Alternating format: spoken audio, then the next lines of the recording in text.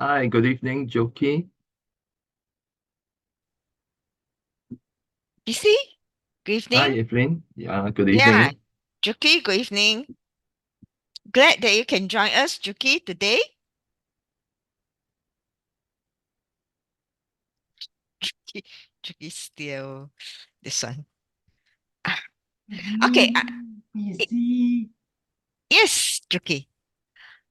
PC. I have sort of because I think you got my earlier version of the slide. I add in Mm, some of the things as well. y- So Okay, today I merge in just now you sent me, I merge in okay. everything into one chart. But never mind, Yeah. afterwards you can share from your side if you want to, no Okay, sure, problem. sure. Yeah. I Then share later from on. my side, then move back to yours now. Yeah. Like usually we do lah. Then after Okay. that, for our members one, we will also provide the PDF files. I just provide as it is. Mm, Okay. okay, sure, Yeah. sure, Can. sure. Okay. Yeah.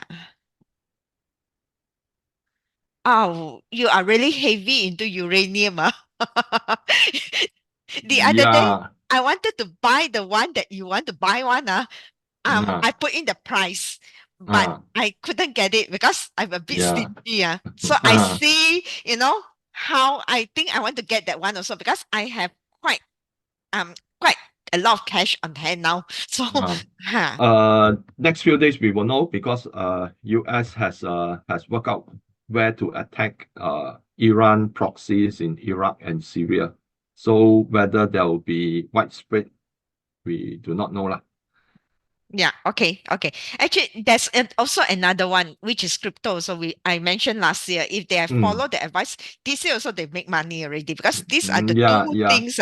If if only people can, can can really this one. But of course, I wouldn't dare to guarantee 100%. Even I also did not, yeah. didn't put in all Bitcoin, my this one into it. I yeah, also practice Bitcoin went caution. from I think about 15,000 eventually reached 40 over thousand. But I Mm, think if let's say you're a serious Bitcoiner, you should keep it in your wallet and not buy through the ETFs. The ETFs is I believe lah is a way to suppress the price of Bitcoin. So that's mm, why a lot of people they also understand this. Throughout the from Bitcoin futures to Bitcoin ETF that you cannot redeem Bitcoin for into your wallet. It's all cash settlement. It is applied by the government to control Bitcoin price. So that's why the ETFs after they get listed, it went all the way up to 49,000. Then now it came back down to about 42, 43 because there's no follow through. A lot of people they also understand because this is the same way that they use the ETFs like the GLD and SLV to control the price of gold and silver because these ETFs they come with options. So every time they look at the options, if there's a call option betting that it will go up higher. So what they do is that they continue to sell the options, okay, so that the put options overwhelm the call options. So that is when they will actually dump so that a lot of people, expire out of the money lah, when the options becomes due.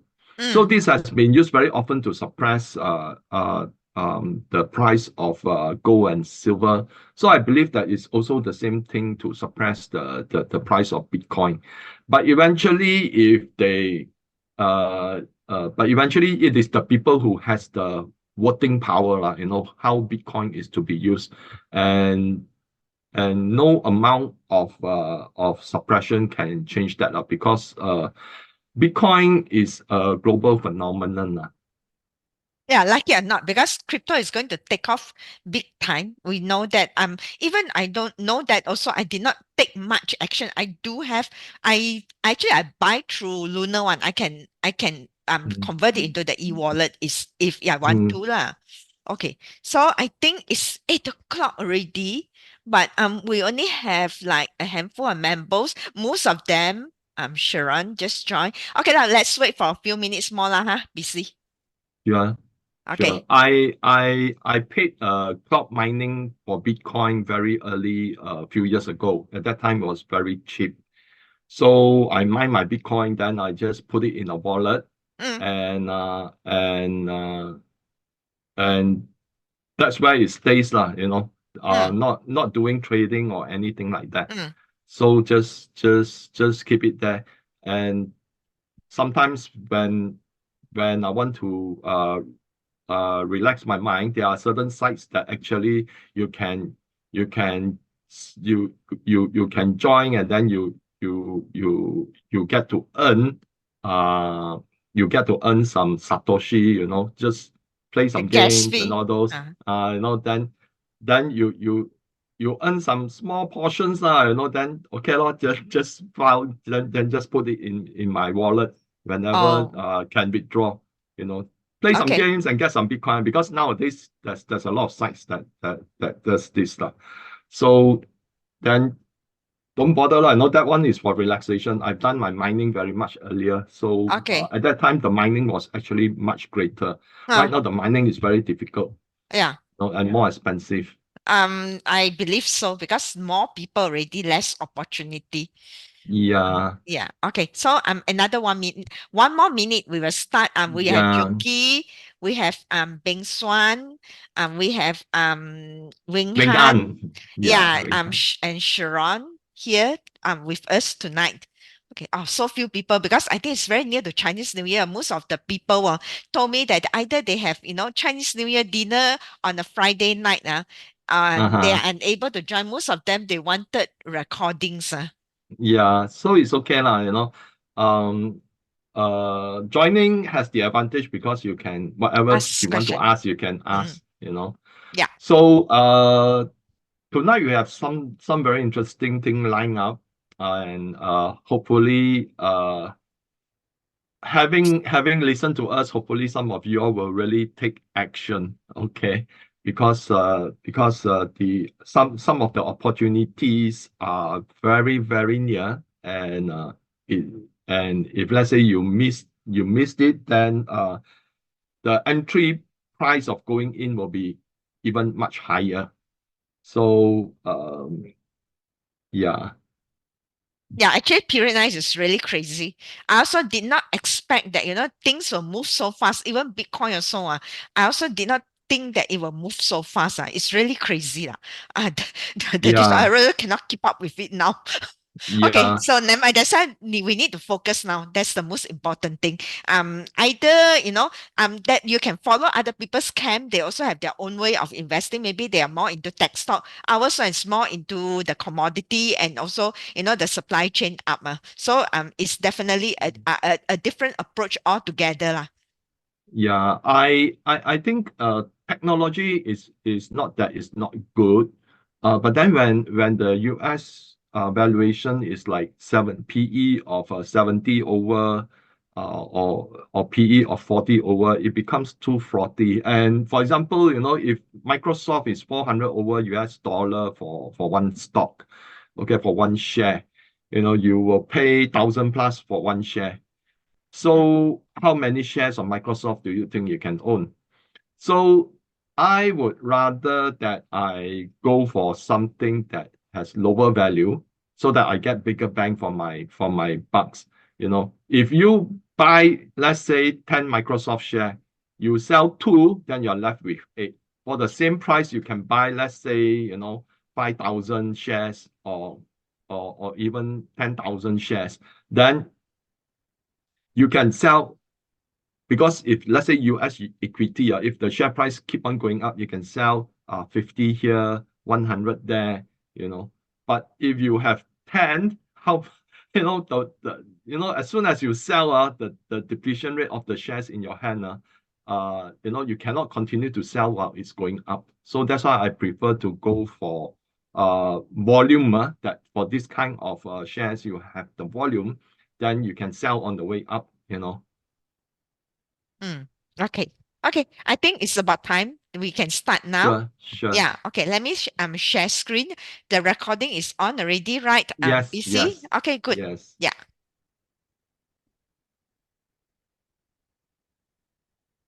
Let me just put it into. Okay. How to get rid of this thing?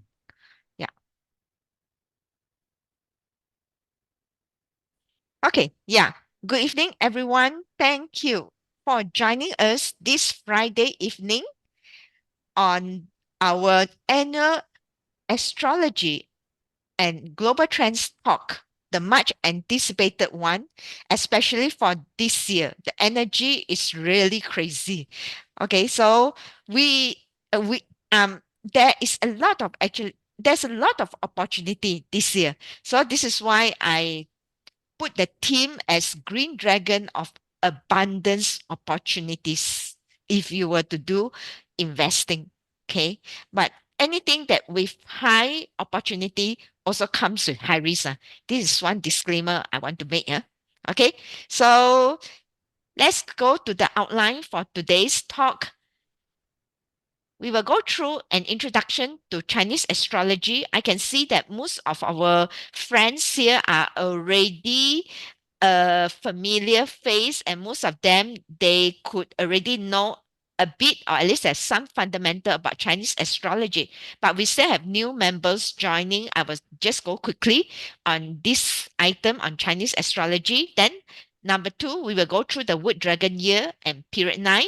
And after that, the Wood Dragon year astrology forecast method. I will go through a few, and then manifestation, investor intuition, which is important as invest as an investor, and PC will share his global trend studies to check if it's aligned to the energy that I have forecasted, and we will have conclusion and Q&A. Okay, so everyone know both of us quite well already.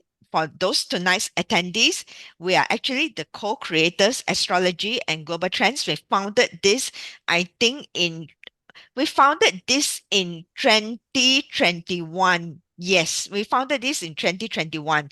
So we deployed two methods of Chinese astrology and trend research to align to the energy field and the research where we have also achieved quite high accuracy to help our members in making profitable investment. Especially last year, we have two items that we talk about. One is uranium and also energy related stocks and also cryptocurrencies. Okay. And our work is available in our YouTube channel that you can check it out.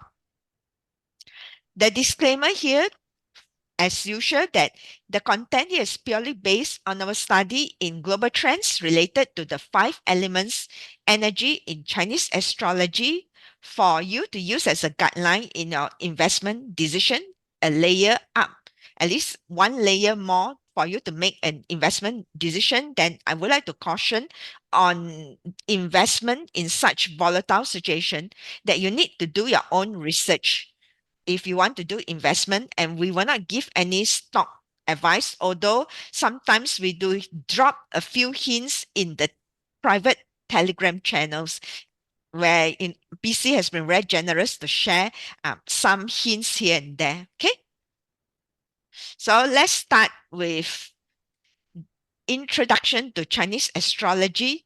We have gone through, I think most of us knows that Chinese astrology is actually based on the solar system. If you understand the solar system and the 5 elements, you will understand the fundamentals of Chinese astrology.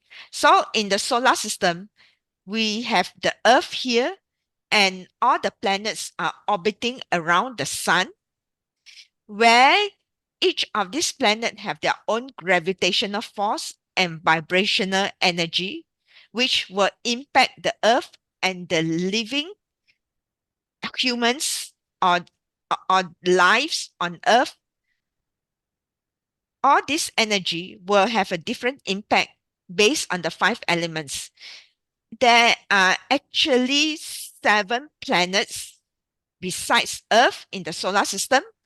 However, we only consider 5 planets, which is the 5 bright objects in the sky, as this science or this branch knowledge of Chinese astrology derived from more than 5,000 more than 2,000 years ago. I think about maybe a few thousand years ago.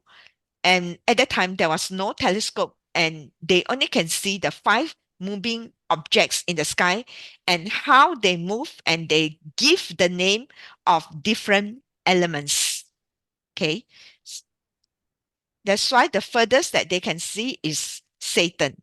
And we are looking at Dear Saturn and Uranus, and probably Pluto will not have any, impact so much on the Earth anymore, because they are quite far away as well of their orbits, gravitational force and energy. So these five elements that usually we hear of in the Chinese astrology, which is water, metal, fire, and earth, is really the five planets, where Mercury represents water, Venus is metal, Mars is fire, Saturn is earth, and Jupiter, the biggest planet, is wood. So Jupiter and Saturn are the biggest planet, and definitely they have the greatest impact to Earth. Later on, I will show why these two planets is so important. Okay. So our in Chinese astrology, we also talk about the cosmic trinity of heaven, earth, and man. So in destiny analysis, we will talk about heaven, which is your Bazi, your earth is your feng shui, and man is actually your action.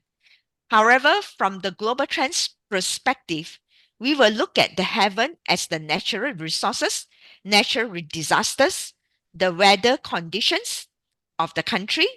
The earth will be the government, the job, politics, and also the man is the leader on and the human resource, which is the action. This tree has to be balanced in good hands.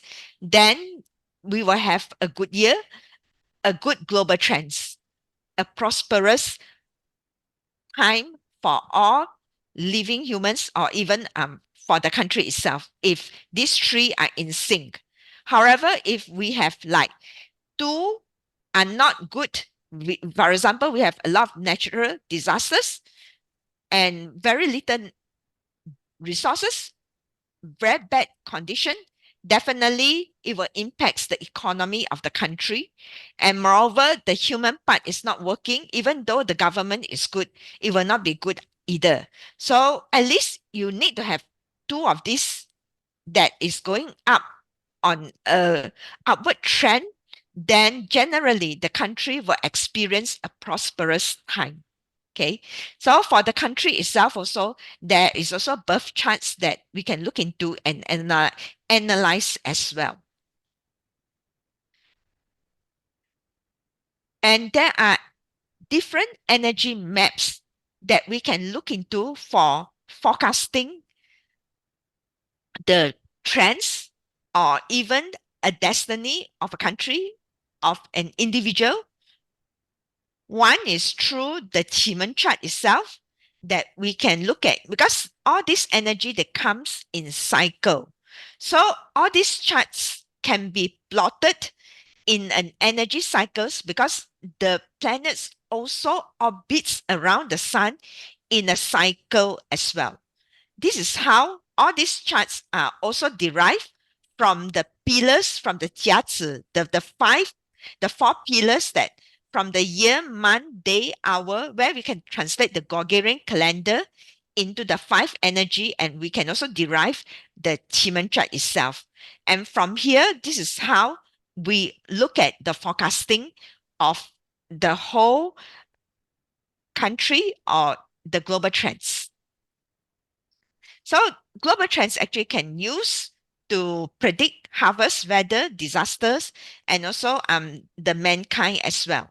And each of these energy of the five elements can also be represented by the industries. For example, wood is agriculture, wood furnishing, fashion, clothing, education, and fire represents passion, happiness, and the industry is technology, energy, military, food, restaurants, entertainment. Satan is more on earth properties, real estate, natural resources, and insurance. And Venus is metal, represented by finance, automobile, precious metal, and heavy machineries. I know that some schools or some masters, they have different ways of categorizing all these industries. But we still go back to the fundamentals, especially for finance. Now there's a lot of controversial. Some they've put it under fire, which I don't really agree unless it's fintech. Fintech also the fundamentals is finance, because finance is actually the underlying fundamentals is gold, right? So it should be and metals, right? Because all the old ancient monies they are made from metals, so the fundamentals comes from there. So finance should be under metals, okay? And water is the energy from Mercury itself, represent those fast moving consumer goods because it's flow like water. Anything that flows from water, shipping, transportations, tourism, aquaculture, all these are under waters. Okay, these are also some of the industries, but nowadays I know that there are many new industries, hybrids that are coming up. It makes it a bit challenging to categorize them under exactly under which element. There are some ambiguity, of course, in between them as well. Okay, so we have gone through the introduction to the Chinese astrology. Let's go through the Wood Dragon Year and period 9. I have talked about, for those that follow us for a while, we have already talked about a lot about period 9. And what is exactly period 9? Period 9 is actually a period of change for the earth period itself, from transition of one elements to another elements due to the synodic cycle or the great conjunction of Saturn and also Jupiter, because these two are the greatest planet in the universe system, and therefore when when they meet each other every 20 years, there definitely will be a big transition, a big energy change, because of two huge body that comes in, and this will cause the frequency energy to impact the earth, and it will happen every 20 years. That's why every 20 years we have a sort of a period, so-called, we term it as arrow or period change, from one element to another. And we are now changing from an earth period last year, from 2004 to 2023 to this year, 2024, we are already in fire period. The fire period already comes in since 2020, when Jupiter and Saturn um, align together. At that point of the time, the energy already comes in. But officially, the calculation, according to the formula calculations, it is in 2024. That means 2024, we are officially in period 9. Okay, so this is how the 20-year cycles are being divided from upper, middle, and lower yuan. They call it yuan. Okay, cycles from period 1 represented by water, 2 earth, 3 wood, 4 wood, 5 earth, 6 is metal, 7 is metal, 8 is earth, and finally we're in period 9, the last one, which is earth. And then we will go back to period 1 again after 2043. Okay. So the impact transition cycle, it will be from stable earth to a flicker fire, where because period 8 is considered as Ken Gua, we call that a trigram of earth trigram. So period is Ken Gua, which is the rise of the young man, to period 9 is the middle age women. It's stated that the Li Gua will have an advantage or will benefit middle-aged women.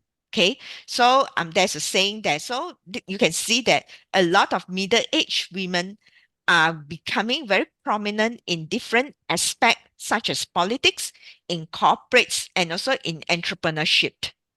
Okay, and there's a lot of technology going on. That technology is now spreading like wildfire. Okay, and everything is like fire. If you look at it, for more, I think most of you all have bought the book on Unlock Your Wealth Potential. I've talked about that in details on what to expect in period 9 in relation to the characteristics of the fire itself. Okay, so in 2024 is a dragon year. Actually, every dragon year or Jia Chen year, the Jia Chen year will come 60 years once. Okay, so in one whole 9 period, there will be 3 Jia Chen year. Okay, so the last one was in 1964, now in 2024, and every period 9 will always have a Jia Chen year. So that's why we have the dragon and the phoenix combined. Even in Bazi also, dragon and the rooster, is actually a combination. Okay, so the dragon year will give rise to the era of the phoenix itself, with the fire of brightness, clarity, energy, passion, and transformation, because of fire will transform every element, fast moving, and it's all external and attention, attracting attention. People are fighting for independence, equality, and also, unfortunately, it also give rise to flickering mental state where mental health will be quite a big thing, and online scammer as well, because this is something that is void. The 理卦 itself, middle is void. That's why anything that is void, that means that you can see that it's solid on top and bottom, the full line, but however, in the middle is void. That means there will be a lot of things that is not really true to its value. And this also represents scams as well. Okay, so as I said, fire is an element you cannot touch, and it will transform wood, metals, water, and also wood, and also earth as well. So the energy is very huge. That's why everything will go through a very big transformation. Yeah, if you want, you can learn more about period 9 from our book here. Okay, so let's go through the most interesting part of tonight, which is the wood dragon astrology forecast itself. There are many ways to forecast a year. As I stated just now, I already show you that Qimen chart, the Bazi or the energy charts, and also Yi Jing and Mother Earth Oracle can actually forecast what a year looks like. So we'll explore some of them here. So in 2024, 4th of February, 1629, about that time, this is the arrival of the spring. That means it will be this Sunday at 4:29. If you are in my Telegram channel, I have already stated that what to do during that time. Okay, and also I give a video link on the tradition of depositing cash on Li Chun, whether it is considered prosperous or not, auspicious or not as well. So to go to my Telegram channel and check it out from there. So here we will translate 2024 is actually Gregorian calendar into a 4-pillar energy, and from here we can see all the 5 elements energy. Okay, from heavenly stems, there are 10 stems, because 5 elements can be divided into yin and yang. Okay, and also the branch itself, and the animal signs, the 12 animal signs. The 12 animal signs is actually the code by itself. In actual fact, what we wanted to read is the elements that is in the 5 element signs, the 5 and the 12 animal signs, which has a hidden stems and what it represents from the earthly branch itself. So here in 2024 is a Jia Chen year. Normally we only say dragon year. People ask you when you are born, then you say you're born in this animal sign. But actually there's a heaven stem that is missing. That is a Jia Chen. That means a wood dragon year. Okay. And then in the month itself, February is always a tiger month. So if you notice that Li Chun, every year Li Chun happens in February, which is a wood month. Okay. Tiger is wood, not Tiger Woods. Only tiger represents woods. So here, woods represent growth because education is a wood industries. Therefore, it is very important that we have growth. Every human should have growth because we always say that spring is the phase of growth phase. Okay. So whether the stem, of course, the stem will be different. It will be 6 different stems altogether. It will be altogether 5 different stems. Okay, because there are 5 elements, so the stems, but this here is Pinyin itself, and also the day itself is Wu Shi.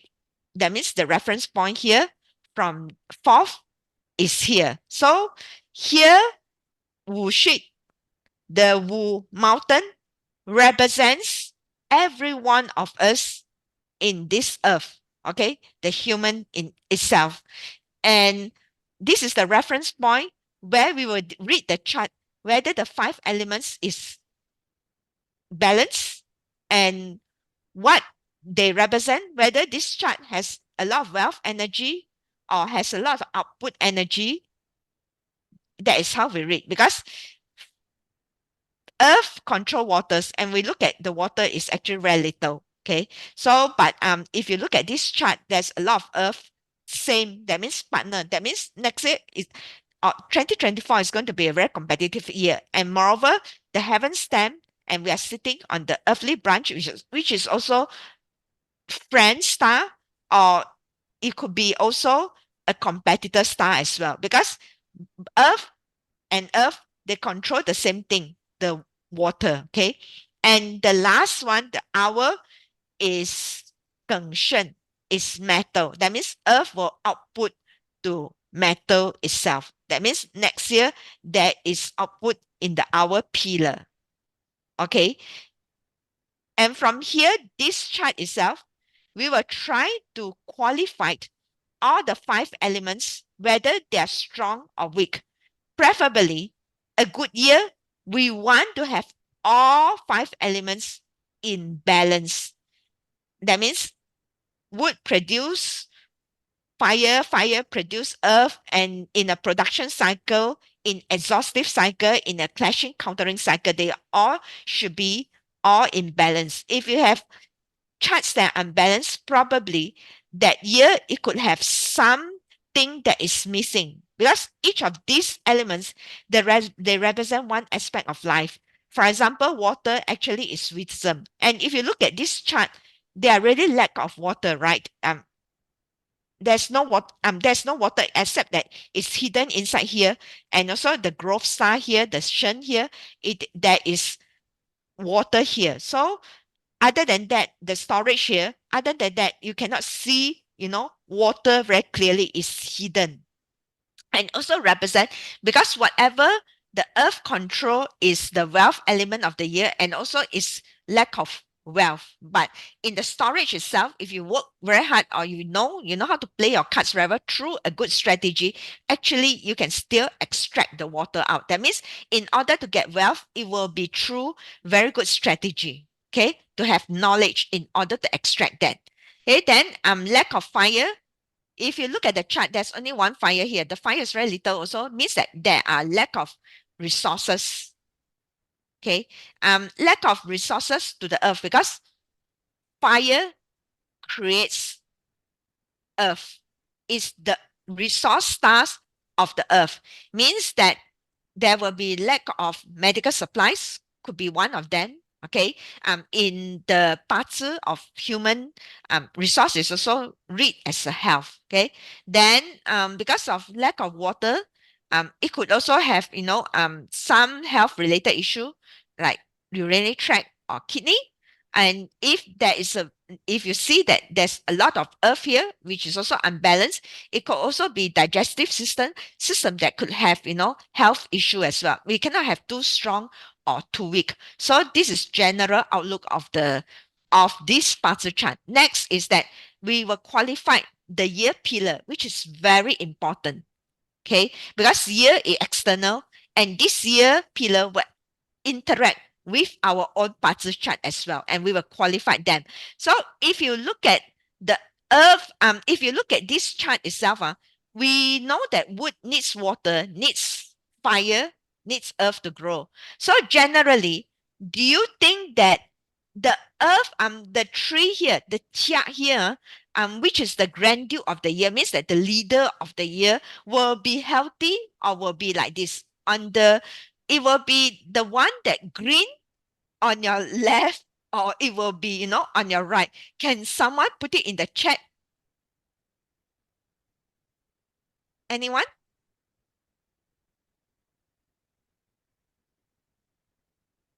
Hello? Yeah. Sick. Yeah, it's sick. Chia. The chia is not strong. It's not healthy. The Tai Sui is already not healthy. Okay, on the right side, definitely. So okay, the Tai Sui is not healthy, and moreover, the Wu Shi, the DE branch, is actually Earth. Okay, is I'm sorry, it's actually dragon. It's dragon and snake, because snake is the growth star for metal one. So this means that this earth is also not very stable because it's hollow. And the storage, although there's water, however, it is also in depth and emptiness as well. Okay. So, and also this pillar also will pull in, um, the Chen, will pull in the rooster. Rooster is actually the sin metal energy. That's why this year could also expect that there will be some related things, or the same metal will have some attention as well, as is pulled in by the Tai Sui of the year as well. Okay. Next, we look at the day pillar, which represent us. Yeah, that's right. Augustine and Beng Sun, you are correct. Okay. So if you look at Wu Shi, Wu Shi is actually a leadership pillar in the 60 jiazi. So we call it a free gong pillar, means that it's a lonely pillar. There are 4 lonely pillars in the 60 jiazi. Out of 60, there are 4. Okay. So this is one of them. That means we as a human, we will feel like, lonely, and we have to take charge. Every one of us has to be leader now, because leadership, leadership in what? That doesn't mean that if you leadership, that doesn't mean that you want to hold high position in the corporate, or you're the boss. It means that you are the leadership to take charge of your life now.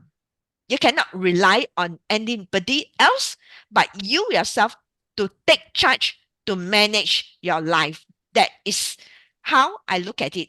Okay. So it's a tall, lonely mountain. It's also very dry, okay, itself, because the water storage is also DE. And there's a water growth star actually in Shen. That is one thing good about it. So, and the growth star for metal, growth star for metal, this is output itself. So the growth star for metal is also DE, the snake.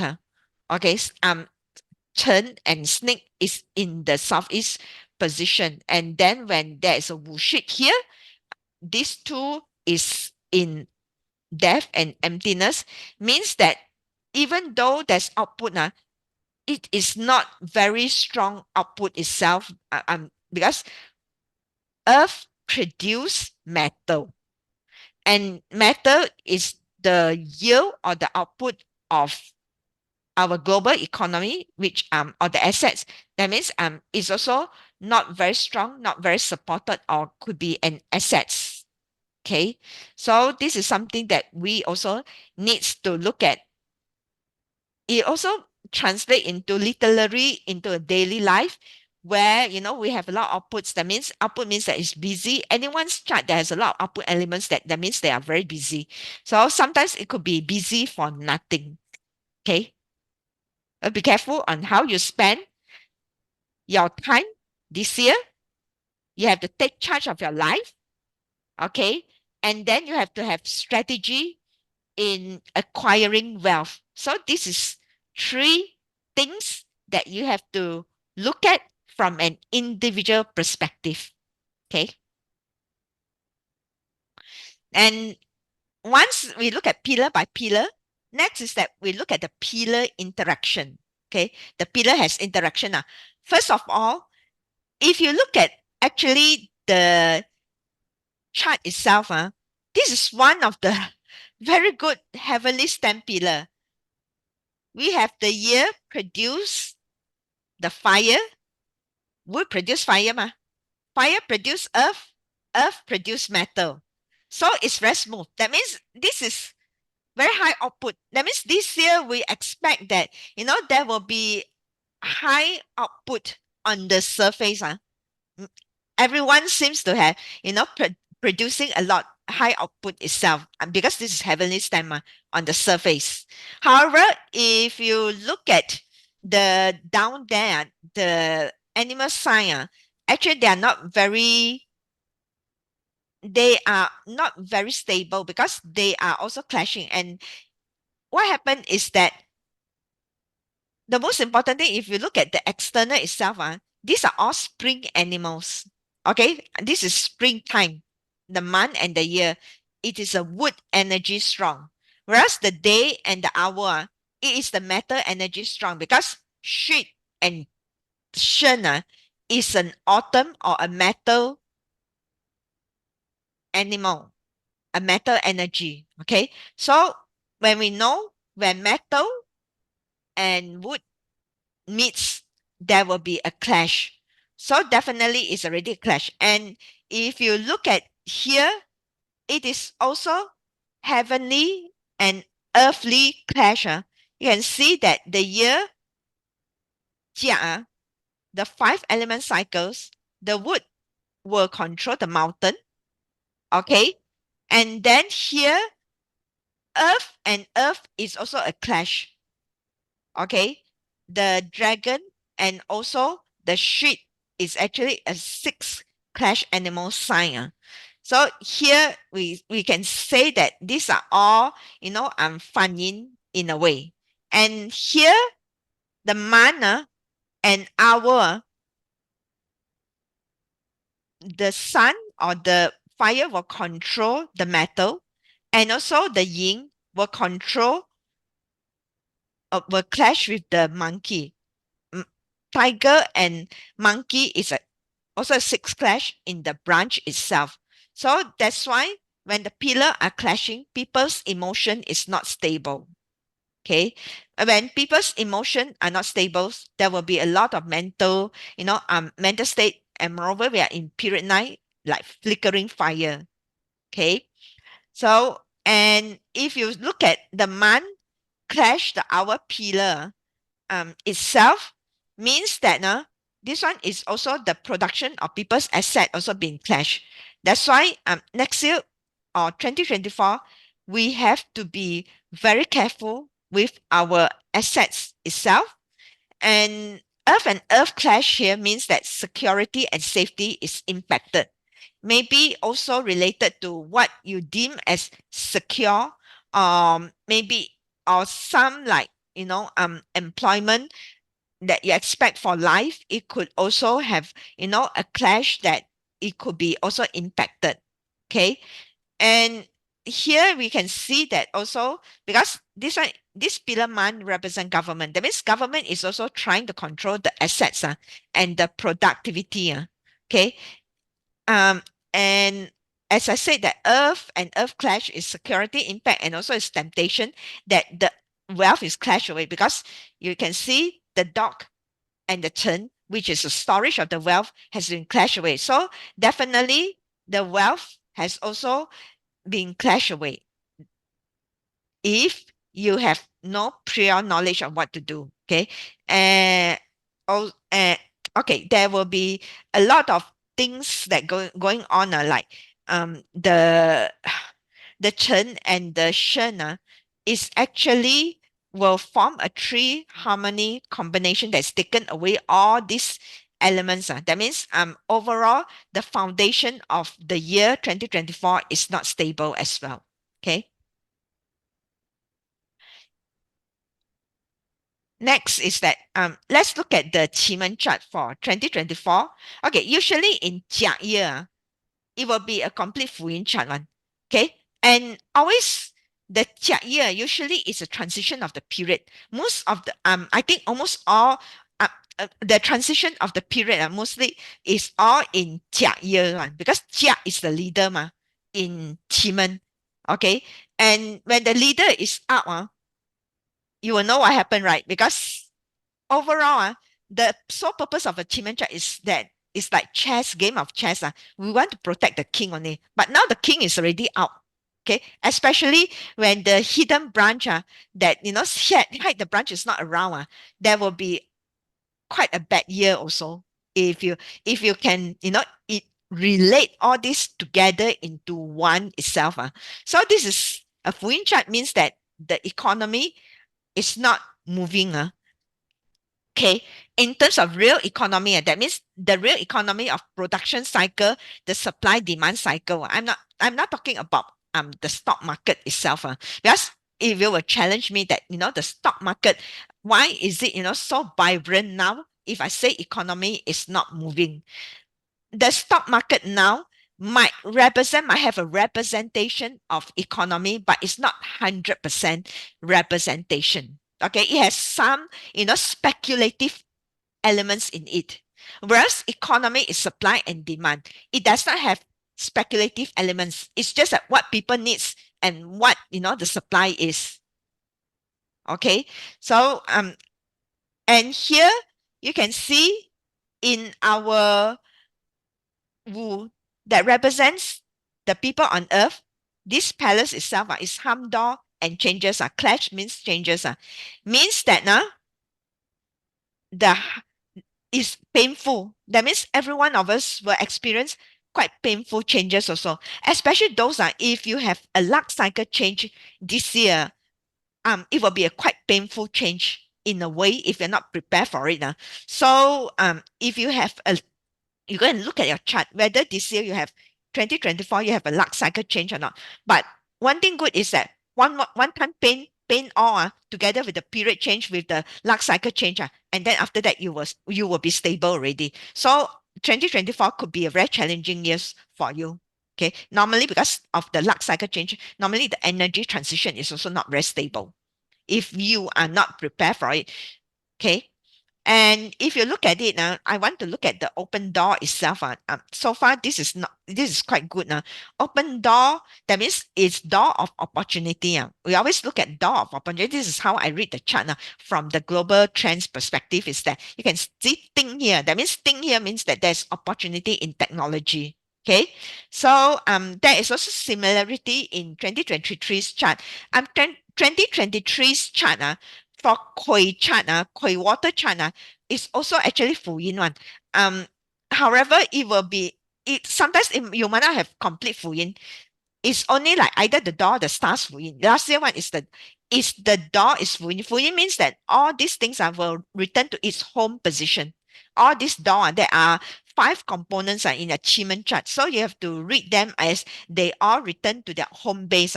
Home base, wherever things stars return to their home base. That means they are at home already. They will not work anymore. This is what it means. Okay. And interestingly, this one, because this is Jia, red is the element that hides the Jia, is also DE. Okay. So we have gone through the Bazi chart of the year. We have gone through the Qimen chart of the year. Let's go through the Mother Earth Oracle itself. Okay.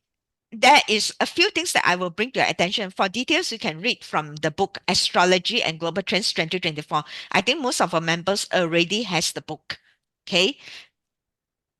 If those that do not have, consider get a copy. It's online. It costs like about 40 ringgit. So here the highlights will be there will be too much water in spring, floods, and also flood in the summer.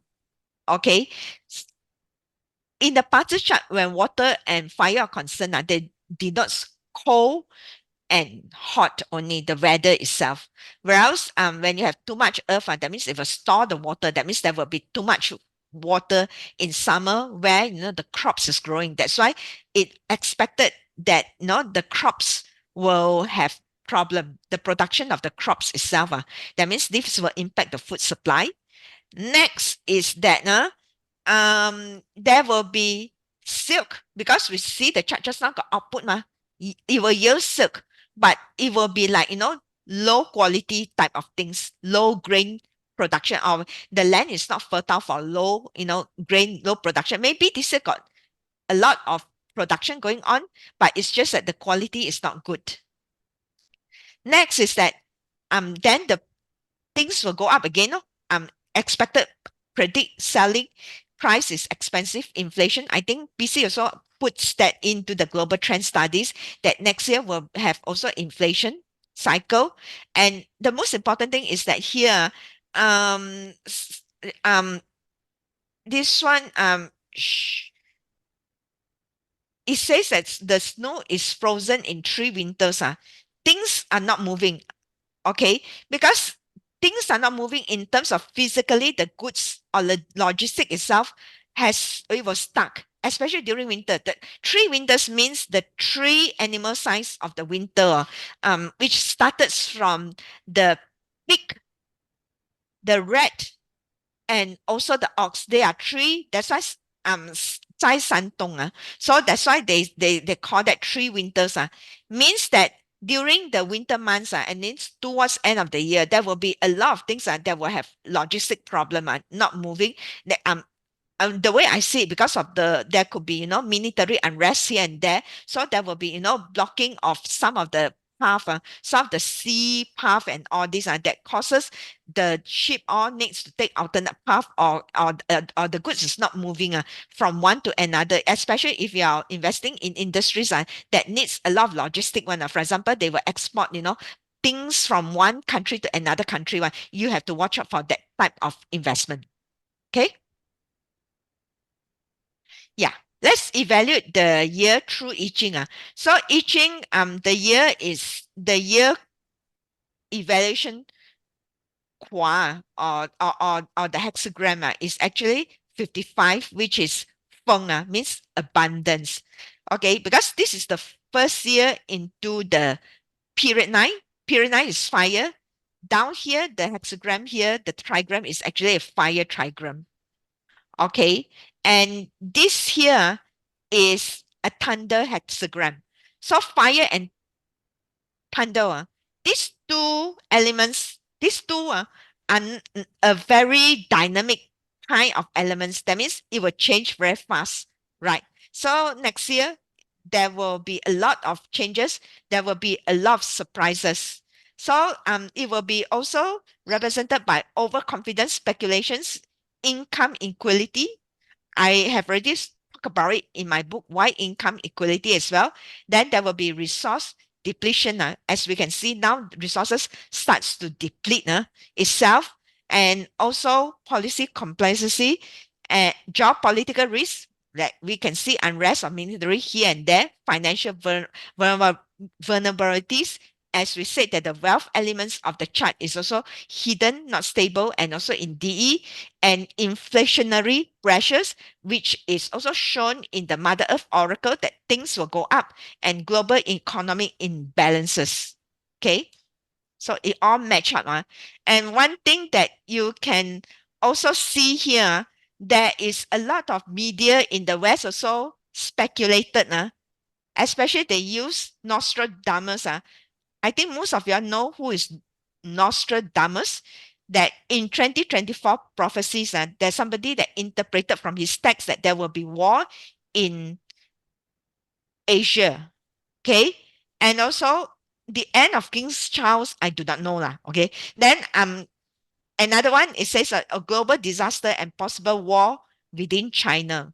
Okay. So I have also do my own hexagram forecasting, which I do it on my own itself. Whether, will there be a full-fledged war breakup in the Asia, in China, Taiwan or not? The hexagram I got is number 46. Okay, it's ascending. That means it's slowly ascending. And moreover, the changing line is in number 2. Okay, the forecast subject in the Yao 2 means that this one is the seed itself. This is actually a wood qua. Okay, this is a shin qua. It's also a wood energy, and this is a kun. A kun qua. A kun qua means that it's earth energy. That means this is wood. The seed itself is pushing through the out the earth. That means it's still inside. There could be rising tensions and conflicts, but it will not necessarily become a full scale war because the changing line number 2 is still inside. Okay. So this also, later on we shall see what PC has to say about this one. Okay. In terms of 5 elements industries performance, we will look at the forecast itself on the 5 elements, the earth. We have also put into details into this book already. So there will be too much earth. That means it's competitive because earth is everywhere. Earth will get to combine away. That means it will get attention. But however, I see as a long-term opportunity. That's why you start to see REITs share also not doing very well. Even Keppel, DC REITs also is starting to has headline already in January of defaults. Okay.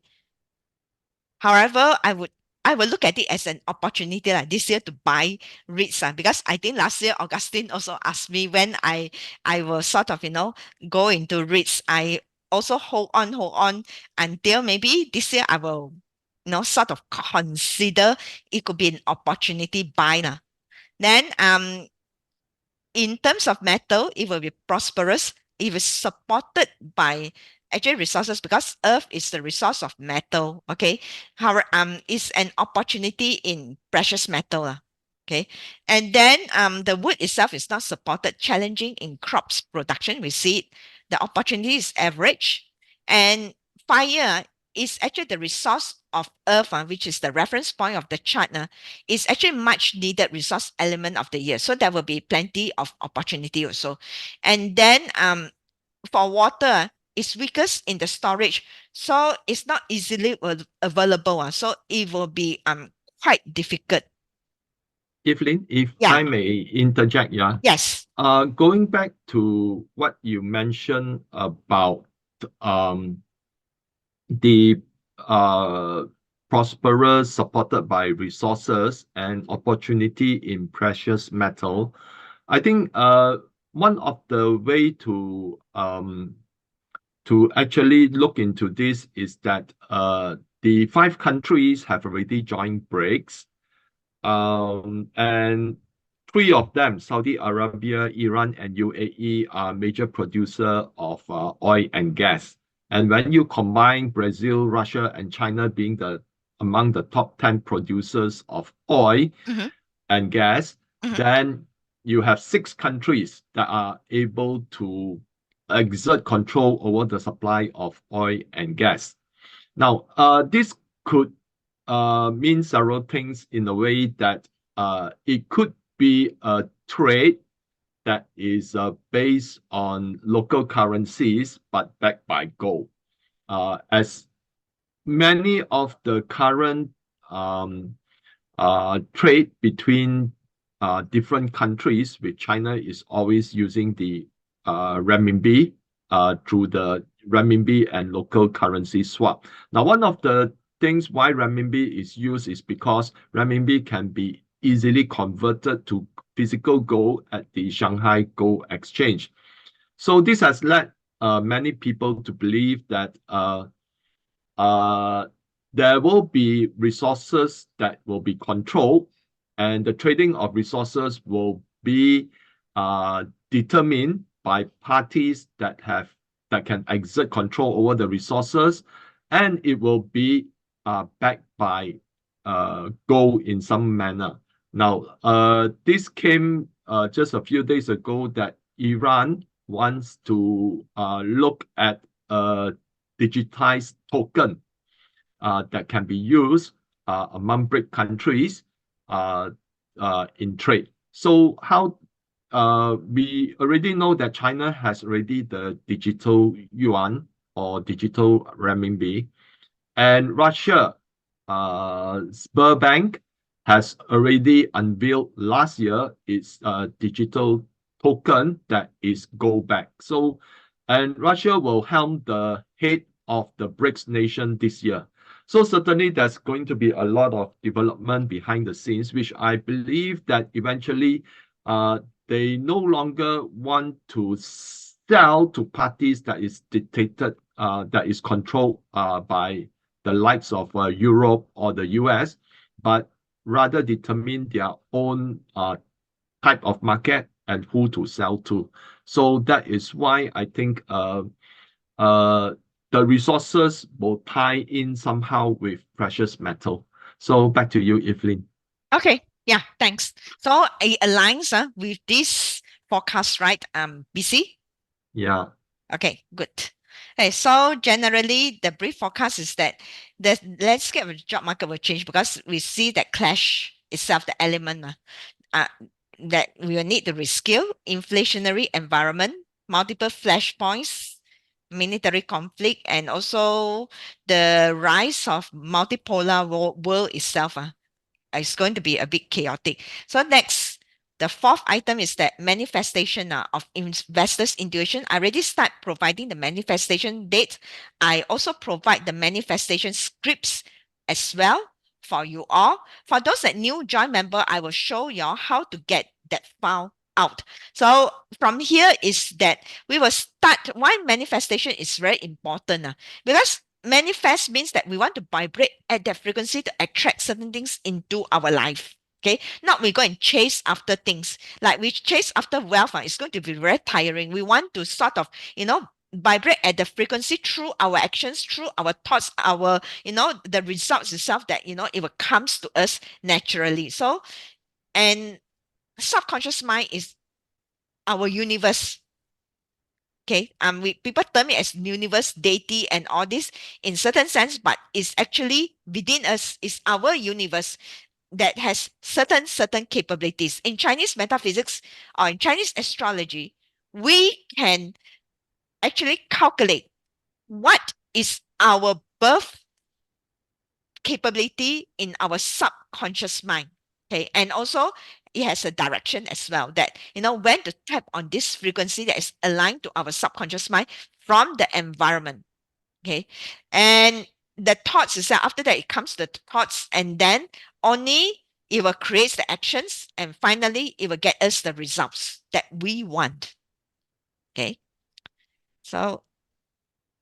so I already says that making a wish is just fanciful desire. You can make any wish. It's just light-hearted. You do not, command your subconscious mind to vibrate at a certain frequency. When you want to command means that you yourself have to be very calm. You know what you want, your goal is. Then only you can command and attract things into your life.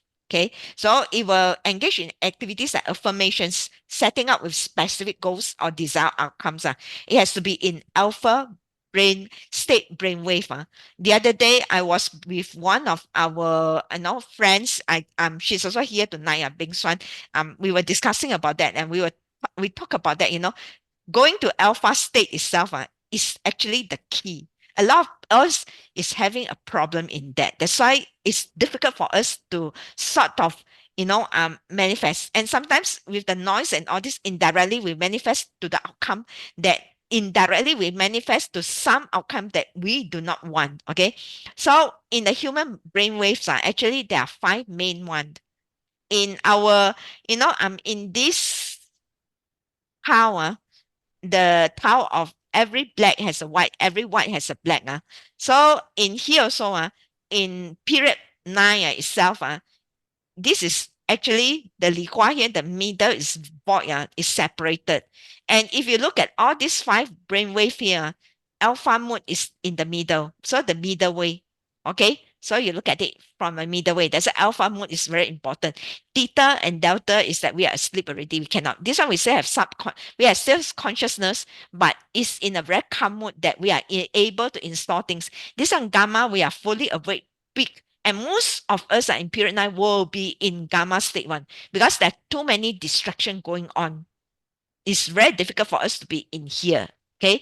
So and even beta state also is concentration, but it will also no not so much because there's too much noise. You cannot install or attract things into your life because when you attract things into your life, the thing also have certain frequency. So you have to sort of align. This one is too chaotic already. It cannot comes in. Scientifically, this is how I explain. So that's why I tell you all that, sometimes not only just the information you have, we also need to sort of, enhance our intuition of investing through manifestation as well. So this is the importance of manifestation. So, I also admit that sometimes I also do not get into alpha wave very easily. Okay. And sometimes I have a lot of things to think of. Especially my chart, my outputs elements is also very strong. So that is why it's not easy to get into the alpha mode. And this is, how you get in from mindfulness. It's not only, it can be through counting also. Like some masters, they says that you can count from 64 to 1. This is one of the way where to be in the calm mode or mindfulness meditation, deep breathing, 4 7 8. That means you breathe in, um four counts for you to breathe in. 1 2 3 4, breathe in, and then hold until the seventh count. That means three counts. So because 4 plus 3 is 7. Then you blow it out, and you have to do it in few times, in a few sets. Then it will gets you into the calm mood because oxygen goes in and it also gets you into the calm mood. Or maybe aromatherapy, guided meditation, Barora beats. If you go and Google, YouTube, you will know what is Barora beats. That is, the frequency of a sound that can also get you into the relaxed mode. Or you can, do a combination of either of this. Barora mix with aromatherapy also can. My sister, she did it like, aromatherapy with guided meditation, which she finds it very good. So these are some of the things that you can do together. And there's a lot of school, a lot of Western culture also talks about meditations, manifestation like the Silva method. They are all good methods. But what makes Chinese astrology more superior is that we know the subconscious mind, that know when they become active, because subconscious mind itself are divided into different energies. There are 10 types of subconscious mind energy.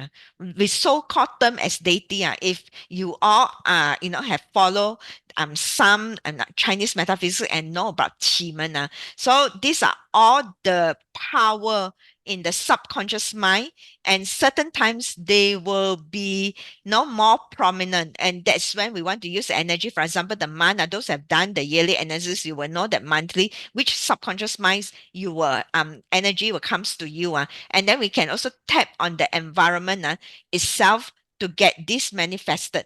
Okay, so it's always back faces because the antenna is at the back itself. Okay, and okay, so the good dates for manifestation in February is all here.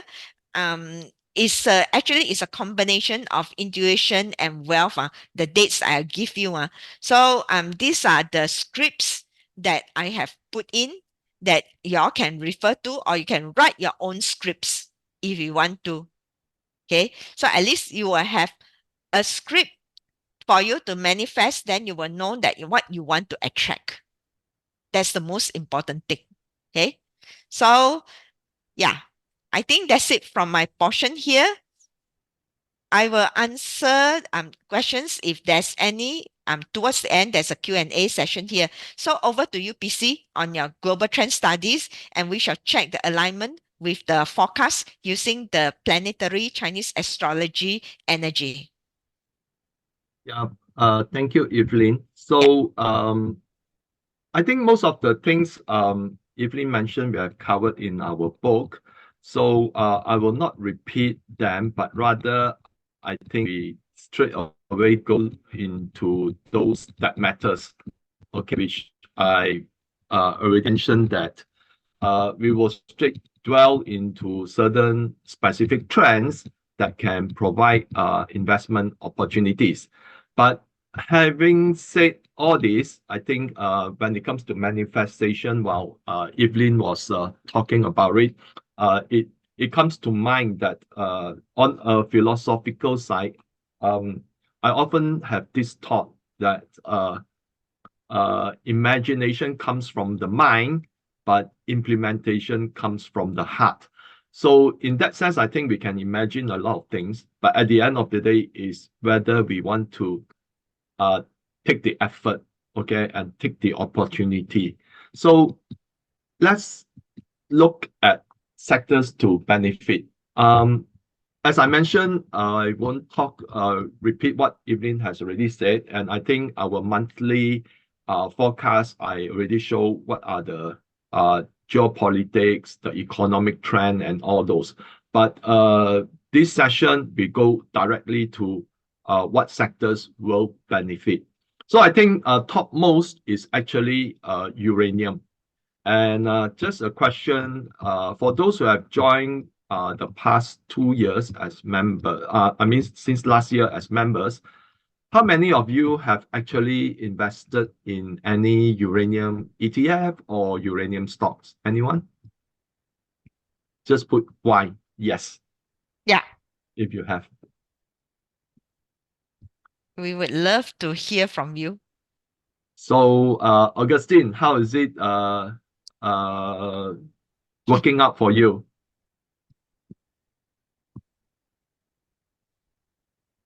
Are you pleased with the return so far?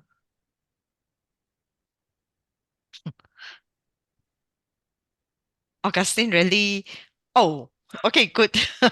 Augustine What? really, yeah, Augustine, he really got his investment of this membership back. Yeah. So I think that one of the major trends that emerged was that uranium has been in a bear market for I think almost uh 10 years.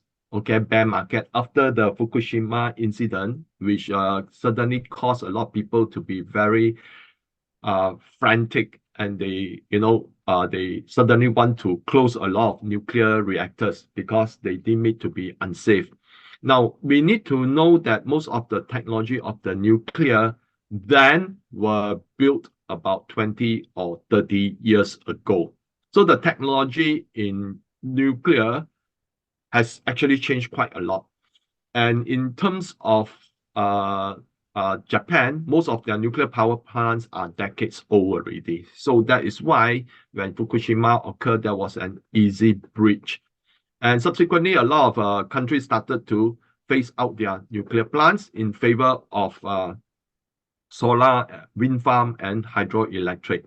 But the lesson of 2022 showed that when you sanction Russian gas, you're putting yourself away from a source of cheap energy. And coupled with that, during that particular year, the sun didn't come out as uh, brightly or as frequently. There were a lot of cloudy skies, and there were also a lot of sudden change in temperature that causes the wind to be much lesser. So Europe actually went into an energy crisis in 2022, and that was why the price of coal, oil, and gas all shot up because of the lack of contribution from wind, hydro, and also the solar farm. So because of that, there were a lot of lobbying, and subsequently, nuclear power right now is widely recognized in the whole world as an important source of renewable energy that meets the ESG guidelines. So what happened is that because of the 10-year of bear market, resources investment is not something that you can constantly produce in a bear market. And price went as low as $20 per pound. Because of closure of Fukushima, there were an overabundance of uranium. So therefore, the price of uranium suddenly fall off the cliff. Okay, nobody wants to touch uranium, so uranium was sold very cheaply. And when it's so cheap, the cost of production is much higher than what people can readily buy from the market. So a lot of uranium mines were shuttered, okay, put into maintenance. Now, during that 1 decade, a lot of expertise that are in the uranium industry or uranium sector left the industry or the sector, because when the mine is shuttered, your expertise is no longer required. So a lot of the people have moved on to other industry, or some of them have already retired. So when the shift towards nuclear power suddenly burst into the scene in around 2020, especially when China announced ambitious plan, okay, to build up its nuclear power plant, then the world started to wake up. And in 2022, the energy crisis suddenly caused everyone to be aware that nuclear power is still one of the cheapest. In a sense, if let's say in terms of meeting ESG guideline, because coal can be cheaper.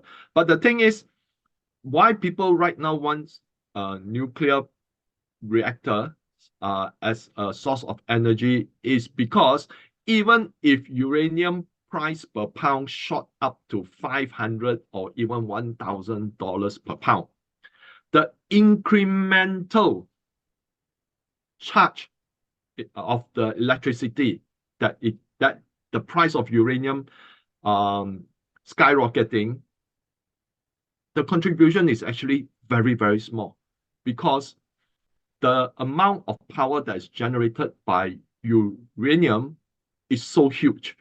So even though uranium price from 100, okay, let's say it goes up another 10 times, you won't see electricity bill going up 10 times, okay, but maybe in small percentages. And so that's why everyone finally realized that, if you want to meet ESG guidelines, less coal plant, less gas, um, or oil as a source of energy, then it meets the ESG guideline if you use uranium. And right now, the new generation of nuclear power plant have even better safety features.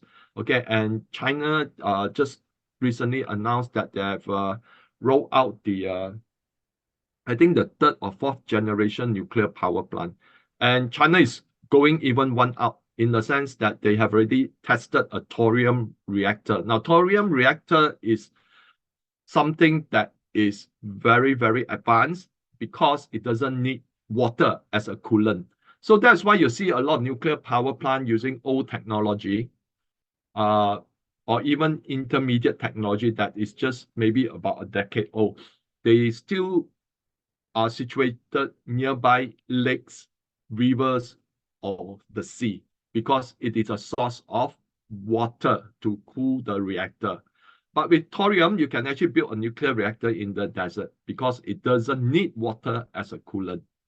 So China has already built one, and it's now being and is already being it has already started generating electricity, but it's still on a monitoring stage, because knowing China, they want to monitor in a small scale reactor using thorium before they able to understand it better, and then they roll out on a massive scale.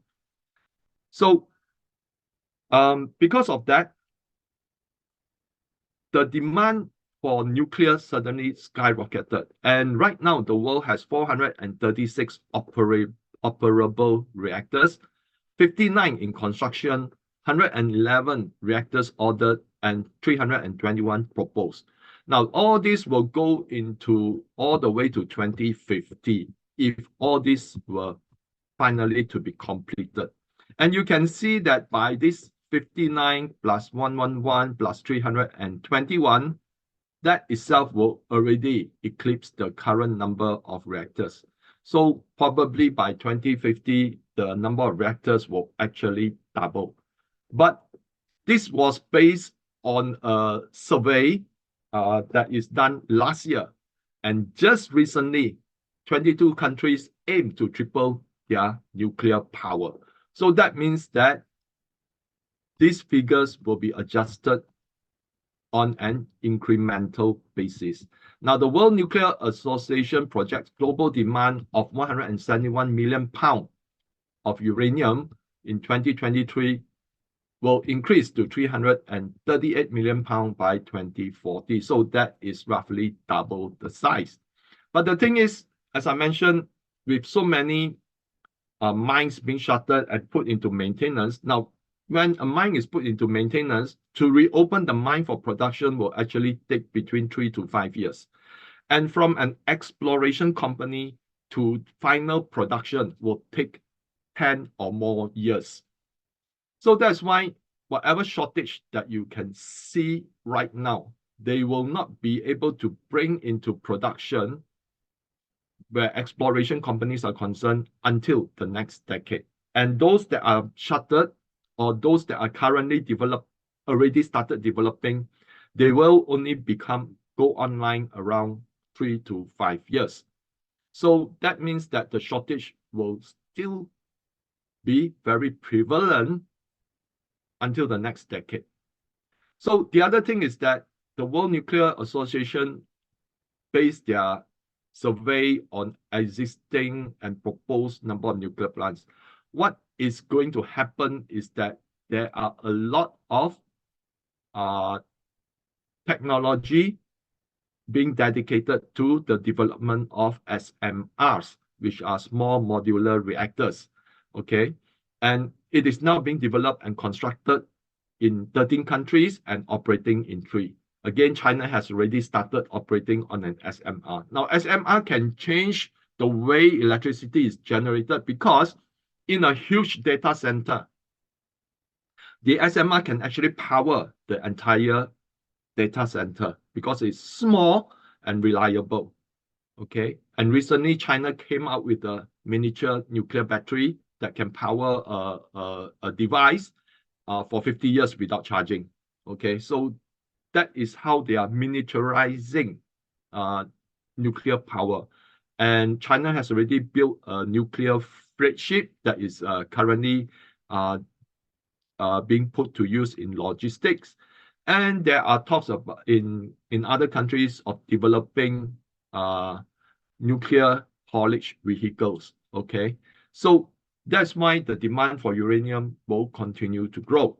And an NEI poll of its members revealed that there could be up to 300 SMRs in the US by 2050. So if you look at it, okay, that is the planned production, the one in green, okay? That is the existing production. And the thing is, secondary supplies are those that are existing, okay? But if you look at it, this is the world market demand, okay? Now, what they expect here is the base case, okay, the average case. And here they projected that, you know, at a low case. But on a high case, you know, you can see the vast difference. So the greater the difference, okay, between each line shows how price would actually play a role in meeting that equilibrium between supply and demand. And that is why potential for uranium to go up even higher than its existing price is very, very strong. And if let's say you are invested in uranium since last year, then you have done yourself a good favor. Now, it is still not too late to invest in uranium because there's even a bigger chart. Perhaps one day I will share it in the members area. a very, very huge chart that we are at the, for those who do technical analysis on charts and all those, I'm sure you are familiar with the cup and handle chart, because the 10-year bear market is actually the bottom. Okay, and right now we are at the lower end of a rising cup. We have not even gone to the handle yet. So that is why some analysts predict that the uranium has, on a long-term optimism basis, it could be a decade. But if you are on a short to medium term, then I think if we look at it, the amount of nuclear power plants that are coming in, even up to 2025, there will be 40 over nuclear power plants. But right now, there is already a shortage of uranium to supply to existing nuclear power plant. Can you imagine how much the price would be when 40 more are becoming operational in 2025? So even if you just have a time frame of 3 to 5 years, the investment opportunity is very, very huge. So of course, the most Yeah, BC, one yeah more thing is that we must achieve 30 to 40 plants is conservative. I would think that period 9 things will move even faster. And we know that period 9 needs a lot of electricity, right? So yeah I would think that it will go even higher than this. yes, because we have not brought in the SMRs, and the SMRs, there'll be thousands being deployed eventually. Okay, so the SMRs will be competing with the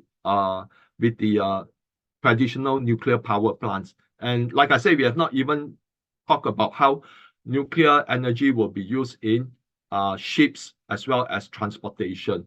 So that is an uncharted territory. So if you are investing in uranium, you just want to invest in uranium as physical stock, then you can invest in the Sprott Physical Uranium Trust, which is listed on the Toronto Stock Exchange under code U.U, which is in US dollar. Okay, I think Sprott Physical Uranium Trust recently had got the approval to be listed on the NYSE, but when I went to its website, there's still no mention of the ticker in on the NYSE board. So I believe that it may not happen. It hasn't happened yet, but may happen soon. So if you, I think Singapore investment banks have a lot of opportunity to trade in different countries. For myself, I actually have an account in UOB Kay Hian. They can allow for you to buy from the Toronto Stock Exchange, China Stock Exchange, UK Stock Exchange, Australia Stock Exchange, varieties of stock exchanges worldwide. So then you can easily buy it through the investment bank. Of course, some of you might have interactive brokers, then you can actually use that as well. So the other thing is Yellow Cake PLC, which is listed on the London Stock Exchange. The code is YCA. Now, Yellow Cake is similar like spot uranium spot. Okay, so they also hold physical uranium. Then, of course, you can also buy ETFs. Okay, now Global X Uranium ETF URA is slightly different from spot uranium minus ETF, which is URNM. Now, URA has about 70 to 80% exposed to mining companies, uranium miners, whereas spot uranium minus ETF is 100% uranium miners.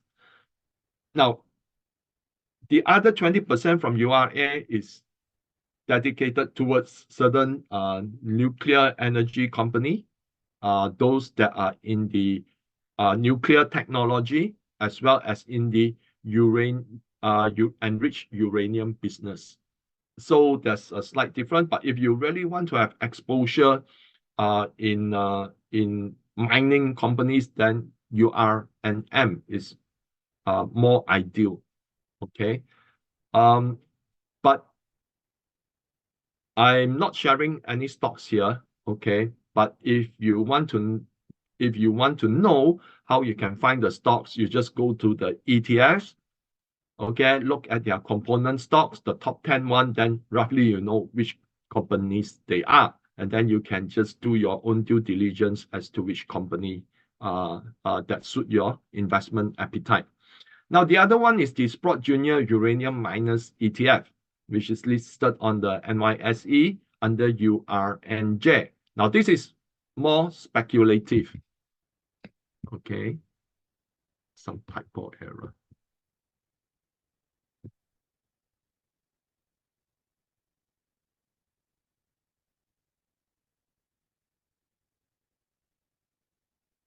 Now, the junior miners are more speculative because they have no known production as yet. Either they are small in production, that's why they are called juniors, or they are in development stage, and mostly are actually in the exploration stage. Now, normally in a bull market, in terms of resources, it is the producers that will lead the market. And when the producers started to move ahead, then because the pricing of the majors would become very rich, then people will move into the juniors. That is when those small producers and also developers are the prospect of takeovers by the major producers, because they have normally for major producers, they spend a lot of time producing, looking at logistics, moving their capital, deploying their capital. They do not do extensive exploration as much as the explorers do, because explorers need to prove the resources so that they can start to produce or they can become target of takeover. So that's why once the majors, they have a lot of capital, they will actually just buy off or take over the exploration companies, because they already built their resources. So that is when the price for explorers can be manifold. Now, just to share with you, okay, I do own a uranium stock. I bought it at 53 cents Hong Kong, and today is trading at $2 and 2 cents. Okay, since 2021. So over a 3-year period, it is almost up by about 200 or over plus percent to 300%.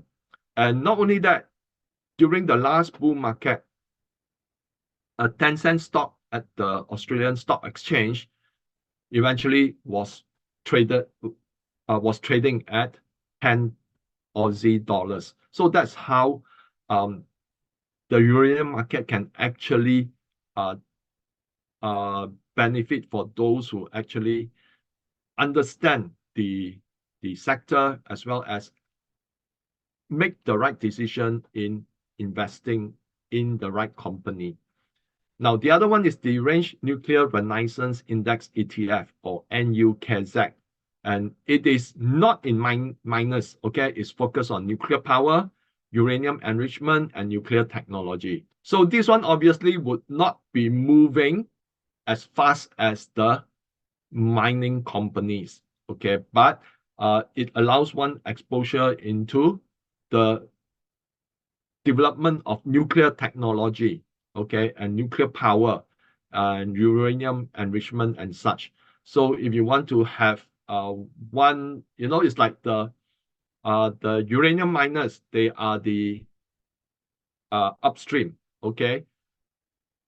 Range Nuclear Renaissance Index is on the downstream, okay. And if you want to have exposure on both, it's up to you. But if you really want growth, then I think URNM and URNJ will actually fulfill that role, even URA.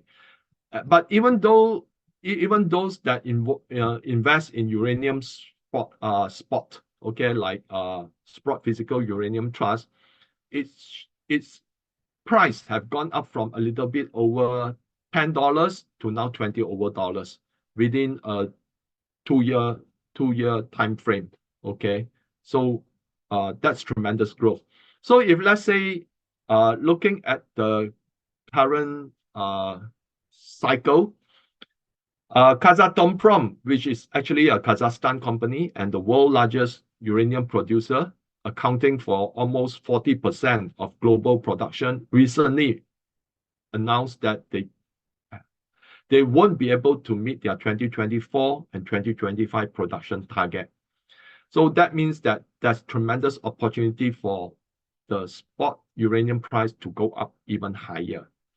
But if let's say you want to have something that is very different, you can actually look at Uranium Royalty Corp. Now, this is actually a company. Now, its uniqueness is because it is the only uranium royalty company that earns its income from royalty.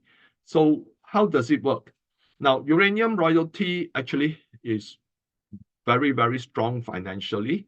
So they offer financial and management expertise, okay, to explorers as well as developers. So they will say that I'm here, I'm going to back you with my investment, okay? I'm going to loan you this amount of money, and I will provide the management expertise for you to develop. But in exchange, okay, I will take, let's say, 3% of your revenue. So some companies, this 3% is the royalty payment for their investment into that company. And it is a very long-term thing, okay? It's not short-term. So some companies would want that the royalty be based in currency, mostly will be in US dollar, or some of them would say that for the same dollar value worth, I want it to be in physical uranium.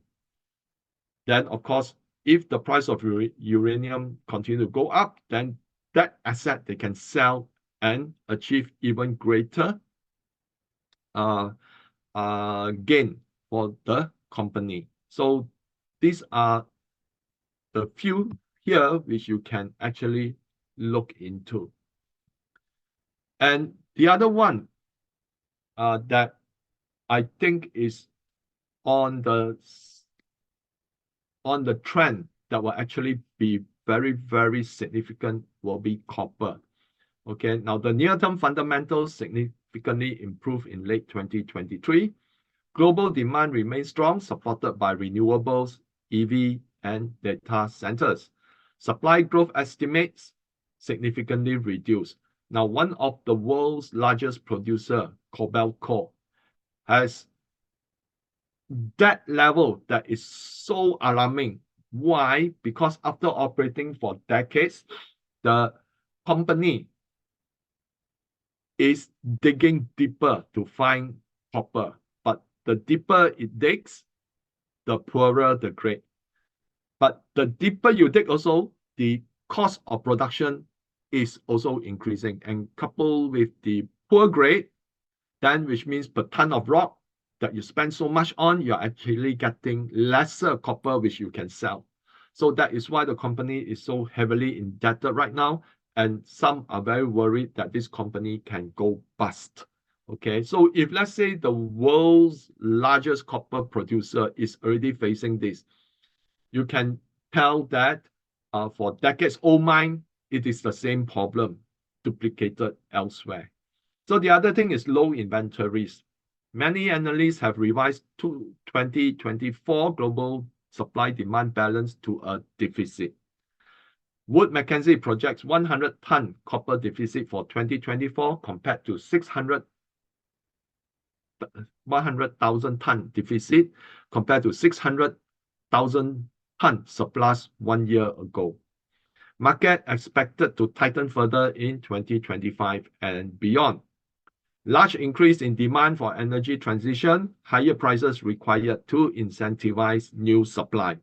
So the copper is actually abundantly found, okay? But the thing is, if the price is cheap, it's still not profitable, okay? And some of the copper companies that I've owned, I'm still in a loss position, okay? Because the price of copper has not moved up higher, but the cost of mining has actually moved up because of inflationary pressure. So, but then, um, as long as I adopt a long-term view, okay, these are just some cycles in the movement of commodities. So commodities is something that you need a lot of patience, okay? I run another program with Casey Lau, okay? If you have recently I posted a video on the global trend for 2024. At the end of it, I share some of the experiences of case studies that we have done. Now, one particular copper company that I did a case study on was in 2019. It discovered tremendous amount of copper. At that time, it was trading at $1.72. During the height when copper price was $4 plus, it eventually went up to, that was in 2022, if I'm not wrong. Its price went up to more than $14, okay? And that itself is already many times multiples. So these are the kind of things that can happen that, at that time when I did the case study from $1.72, it actually went down all the way to just a little bit over $1. So sometimes if you believe in the story of commodities, then it's a matter of prioritizing your investment. Okay, for example, even though I know that the copper price will definitely increase over the next few years. In fact, it's drawing ever closer with a huge deficit expected in 2025. I still focus on uranium, and I've not added position in the companies that I invested in for their copper, because uranium actually offers a much faster growth. So that's why sometimes you need to prioritize your investment, um, going for growth and then looking at opportunity for the other metals. And as Evelyn mentioned, because of a lot of financialization of assets, companies prefer to buy back their own shares rather than investing for growth, future growth. That is why, you can see that the US market is highly financialized. Okay. It is the buybacks that push the share price higher. Okay. So in such a case, okay, you can actually start looking at some uh, companies that can actually make the move 2025 and beyond. So you can prioritize and say that, okay, I want to make money in uranium for this year over to next year, but then I may take a profit if, let's say, I make a good gains in my uranium investment, and then I move some into copper. So there will be cycles of uh, of the uh, investment opportunity. Uranium is not the end of the story. That's still copper. Of course, being someone who have looked into multiples resources from zinc, aluminum, and all those, I'm only sharing those that actually have high probability, that can transform into a gain in the medium term. So the copper price outlook is increasingly positive, and this is according to McKinsey. Global electrification is expected to increase annual copper demand to 36.6 million tons by 2031. So that means about 7 years from now, versus current demand of 25 million tons. So there is an increase of almost 50%. However, the consultancy firm forecasts copper supply to be around 30.1 million tons, leaving a gap of 6.5 million tons by the start of next decade.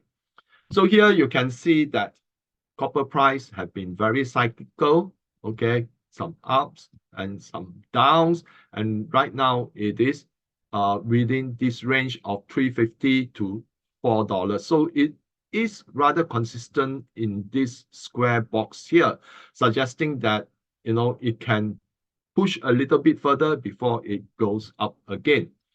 And where Citibank is concerned, they wrote an article saying that they are tactically bullish on copper, suggesting that the price of copper will double by 2030. So when it comes to resources, sometimes you might think, hey, just double, well, maybe the share price of the company will just double.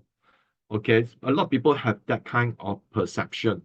Okay, so today I'll talk more about understanding the resource industry than my normal feature about global trends, because I believe that you want to have a clearer picture with regard to investing in this industry. So every company that starts production, they have a calculated cost called cash cost, which is the cost of bringing the metal out from the mine. And then there's the AISC, which is the all-in sustaining cost. Now, this includes the cost of investing in the mine, the cost of maintaining the mine, and the cost of running the entire business of the mine.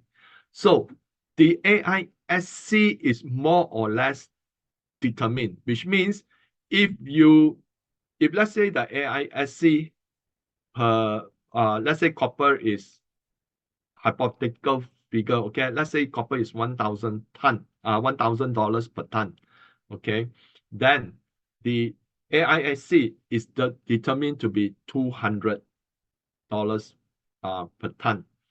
So any higher grade of copper that is brought out from the mine, they can sell for a much higher revenue, but the AISC remains the same. And because the AISC is already inbuilt into the cost, every increase in the price of copper can bring tremendous change in the revenue. Last year, I did analysis with under Cassie Lau's program of the copper industry, just to share with you. $1 change in the price of copper can help a copper company increase its cash flow by 144 million. Okay, just a $1 increase. And that is how the business is. Okay, so that is why if Citibank says 100% increase in the price of copper over the next 6 to 7 years, it doesn't mean the company share price will increase by just 100%. Okay, because that $1 increase can increase its cash flow many times over. So imagine if, let's say, it double, increase by a few more dollars. Okay, like right now is $3.80. Assuming it increase another $4. Now that $4 can increase its cash flow by almost a billion, or more than half a billion dollars in terms of cash flow. So that is how impactful small movement of price in the commodities are. Okay, hope you all understand it. And let's look at copper, just looking at the EV demand itself. Now, total amount of copper needed per vehicle, internal combustible engine or ICE, is 18 pounds to 49 pounds. Battery electric vehicle, BEV, is 183 pounds. Battery electric bus is 814 pounds. EVs require 4 times the amount of copper than traditional ICE vehicles. Okay, and if you look at electric bus, you can see that how much it is. So the carbon decarbonization and also the electrification of infrastructure and electrification transition is going to be very, very, it's going to cause a strong demand for copper that a lot of companies have decided to slow down their development because of the high cost of production, inflationary pressure, price of oil has gone up and such, but the copper price has not. Okay. And this has resulted in slowing down of development. And even though they have developed, they do not want to produce because there's no point in producing if, let's say, the production cost is not able to um, help the company in generating positive cash flow. Now, the other thing is that there was a meeting among major copper producers in China, and they more or less have decided to scale back their production, okay, because they want higher price of copper. Most of them have seen their profits being stressed because of the low price of copper. Now, copper ETF, there's not much copper ETFs in the market because copper, when people invest in copper, they invest in the companies. Okay, so I do not want to share the companies without doing an in-depth analysis of the company because um, you know, I do not want to put it on in random because I cannot tell you how good or how bad is the company. Okay, so I'll use the ETF to as a substitute. Now, US Copper Index, that's the MYSE CPER, but that is focused on US copper only. Then there's the Global X Copper Minus ETF or COPX. So that gives you exposure to major companies that are involved in copper. Then if you want to speculate on the price of copper itself, then there's the Invesco DB-based metal fund or DBB, which is very speculative and focused on aluminum, zinc, and copper, the three basic materials. It doesn't have a specific copper. Now, some people like to use other kind of leverage products. Some people like to use ETN and all those. I do not want to encourage those because I want to be focused on things that I believe or um, I have a clear understanding on. Okay, so um, rather, I think if you want to have any specific companies, then it's very simple. Just go to the ETF, look at their top 10 holding companies. Okay, that itself will tell you that because all the fund managers that does the that does the selling of the ETF, okay, to investors. They already done their due diligence of these companies. So from there you can actually make your pick. But most of them are actually uh, quite highly valued, okay. But the Hong Kong one are actually more undervalued to a certain extent. Okay, so I actually I invested in Australian copper companies because they are doing exploration. So just spend a few thousand Aussie dollars, you can get tens or hundred thousands of shares. So that that is what I like to do. Okay, so it's high risk, okay, but then if you already invest in companies that have already an asset and not starting at a greenfield, then your risk is actually much reduced. Now the only thing that I need to wait for is for the price of copper to appreciate. So next one, gold. Now gold is something that is a lot of people think that is just purely metal, but gold is old money. Okay, gold has been around as money for based on record, yeah, about 5,000 years already. Okay, and in ancient times, people still use gold and silver to transact. If you look at the Wuxia series and all those, people are using gold and silver to transact, you know. And of course, Chinese invested the paper money, okay, where it is used to represent the amount of gold or silver held in the bank. So now gold is always the ideal hedge, and based on the trends that Evelyn shared just now, there are there are going to be a lot of conflicts, and gold is the ideal hedge against conflicts. Okay, and the other thing is that Evelyn also saying that there's income gap. Okay, a widening income gap between the rich and the poor. So only way that people can protect their purchasing power is by having gold.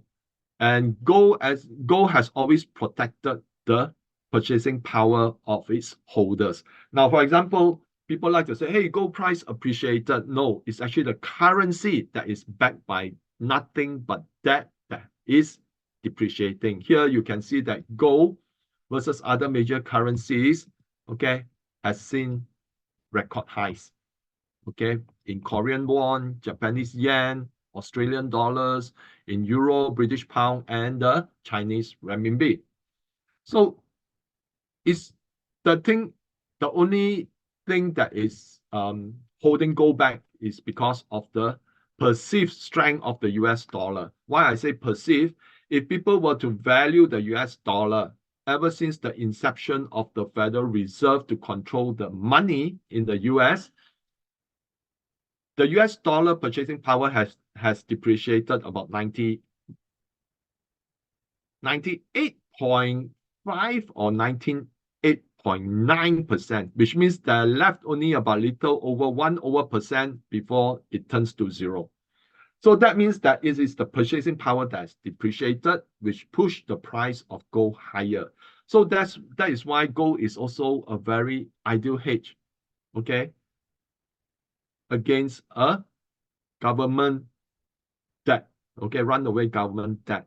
And Evelyn mentioned just now that there are chances of financial distress in the banking system. And we are already seeing the stages of that. You remember last year, I said that the CRE market is a time bomb. So just a few days ago, there's a small bank in New York that saw its share price plunge 40%. And just yesterday, a Japanese bank, Aozora Bank in Japan, which has massive investment in US CRE market, commercial real estate market, saw its share price plunge about 40% over the last 2 days.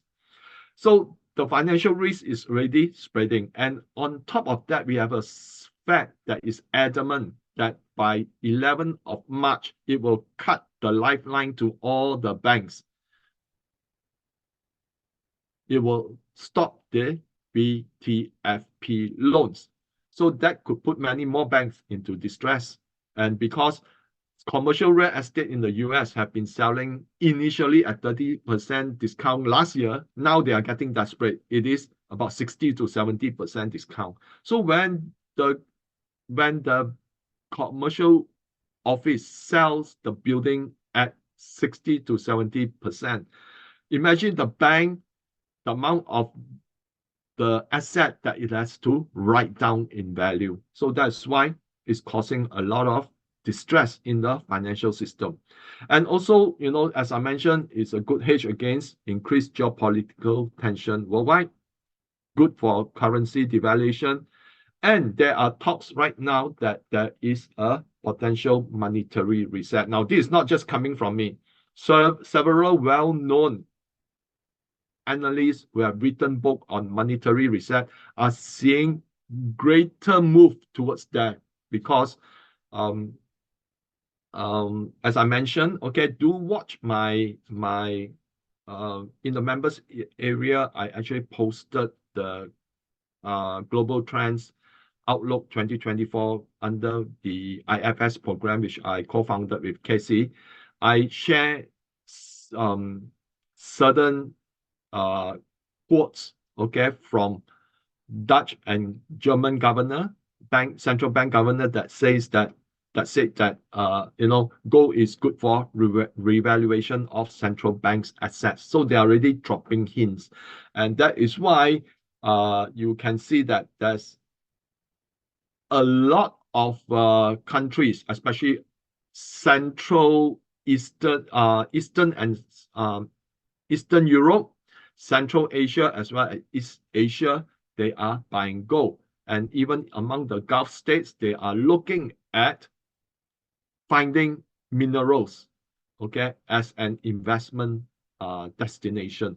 So this is already telling you that even the oil-rich countries, they are going into the resource industry. So it falls quite well in line with the forecast for what Evelyn have shared just now. Now, gold ETFs, of course, there is the Sprott Physical Gold Trust. People like to buy GLD, which is a gold ETF that is widely held, the most widely held by investors.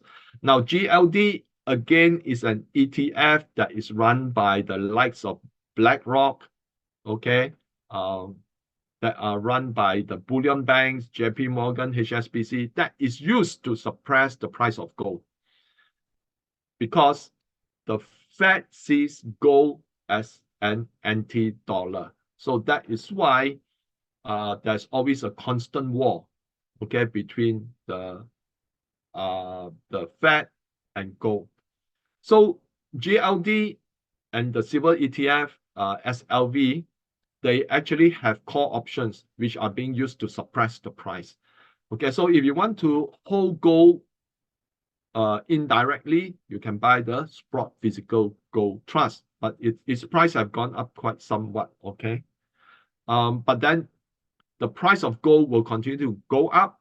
Why? Because the US is lost in a debt spiral. The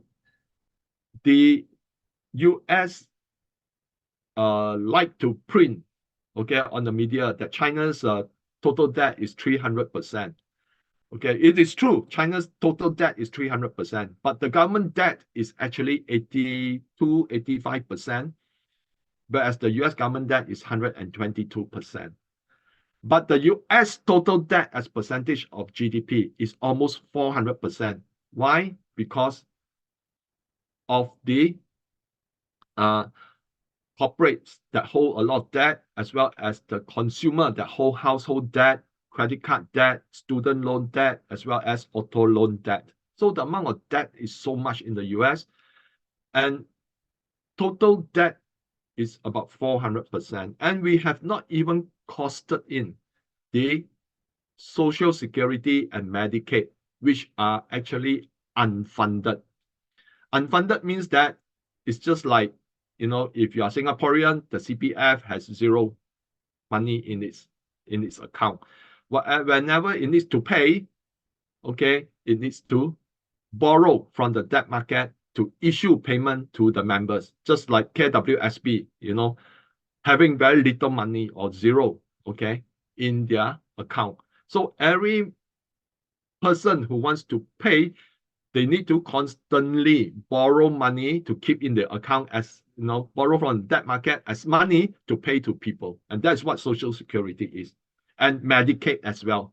So total debt plus social security, unfunded Social Security, and unfunded Medicaid in the US, believe it or not, as a percentage of GDP is 11,000%. So that's why the US is in a debt spiral.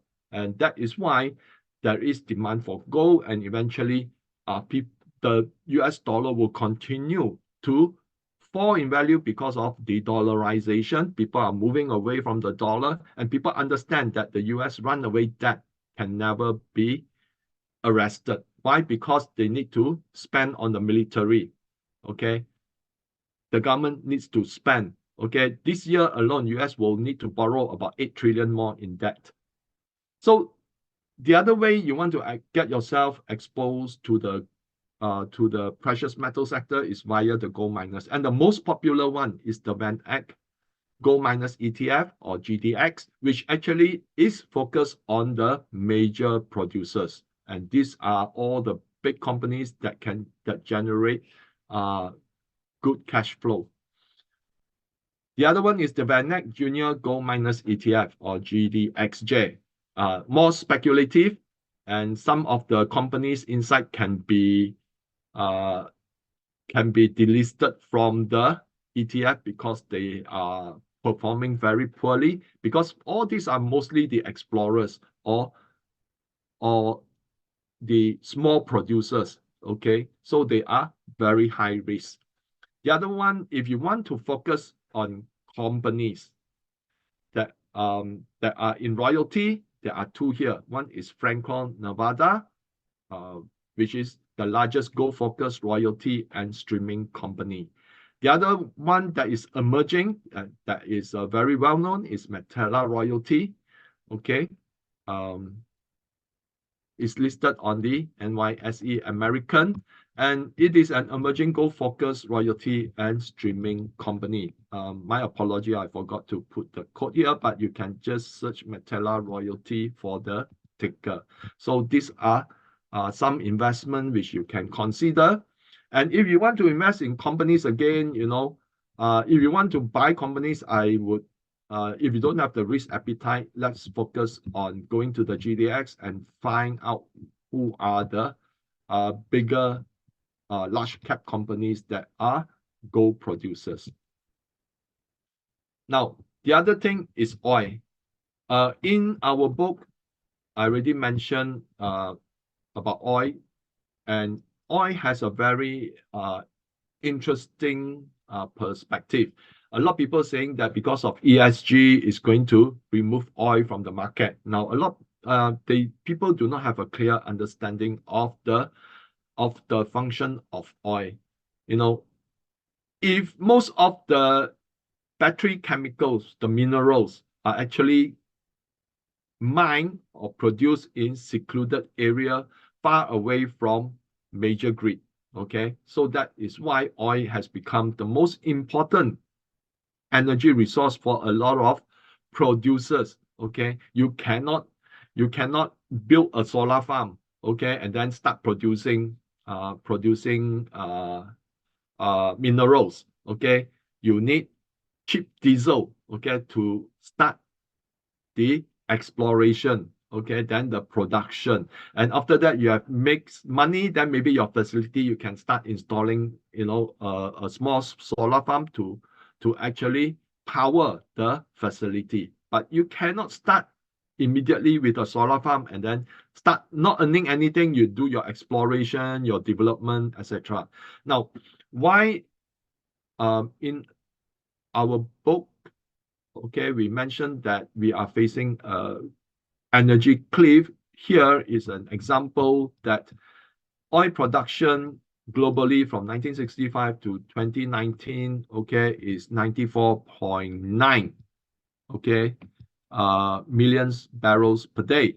But in terms of annual oil decline, okay, has increased to 10.5. So here you can see that from 31 to 31.8 to 94.9. So that has increased about 3 times, okay, global oil production. But if you look at annual decline in the oil wells from 1.3% to 10.5%, that is essentially close to 8 or 9 times. So that means that while production has increased 3 times, the rate of decline has increased by 8 to 9 times. So that means that existing oil fields would continue to see rapid decline in the coming years. And then there's also another hitch here. From 2011 to 2021, total oil production is 320 billion barrels, but only 76 billion were discovered. So that is actually a huge gap that cannot be that there won't be much new oil, going into the sector to maintain that level of oil production. And that is why Steve San Angelo, a well-known oil analyst, mentioned that we are going to head towards an energy cliff. Now, that is because falling EROI, or energy return on investment. Why? Because it costs more to produce a barrel of oil today than it did more than 100 years ago. So 100 years ago, one barrel of oil will produce 100 barrels of oil. Okay, here you spend one barrel of oil in terms of energy, you can actually produce 100 barrels. But right now, one barrel of oil can only produce 11 barrels of oil. So that means the cost of producing is fast escalating. And this is because near surface oil has been depleted and it costs more to extract oil from an ever increasing depth or difficult geology. So if you want to look at oil, okay, that's the Energy Select Sector SPDR Fund, called the XLE, which is listed on the NYSE. And this is very focused on the US companies, okay, especially in the likes of Exxon, Chevron, okay, etc. So the other one is the iShares MSCI Global Energy Producers, NYSE FILL. Now, this will give you exposure, okay, to other energy companies. Then, of course, there's the Global X and SCI China Energy ETF, or CHIE. So, China Energy ETF, China has a lot of big companies that is in the oil sector, such as CNOOC, a company which we shared with our members last year. I think at that time is about $11 plus. So today is already $14 plus, and on top of that, it has already paid us 75 cents dividend, and it will likely announce another dividend payment because the year has already ended last year, probably another 75 cents or more. So it is important that whatever ETFs you select, because some of you might not want this kind of ETFs, you want to look for others, okay, that this ETF has major producers in their holdings. Because if crude price is low, then the refining margin increases. And if crude price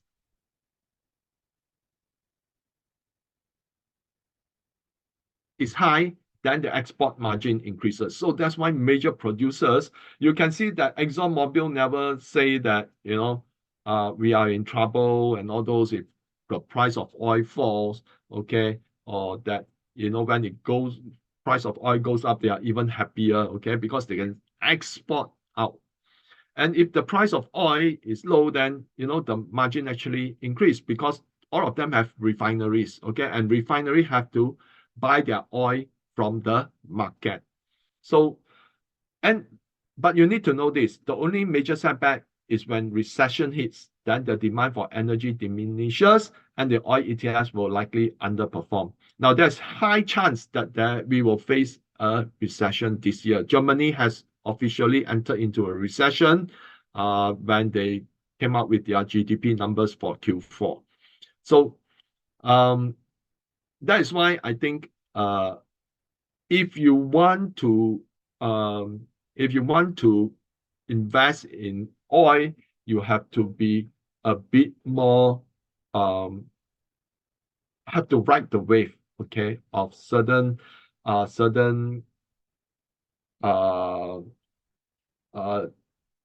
negative sentiment if let's say recession hits. But on the overall, if let's say, based on the chart that I've just shown you, that is going to be an energy crisis, probably not so soon, probably in 2028 and 2030. Then, you might want to invest on an incremental basis once a recession hits. Or the recession may be deferred for as long as possible because the US government continue to spend money, okay? And then that continue to pile up.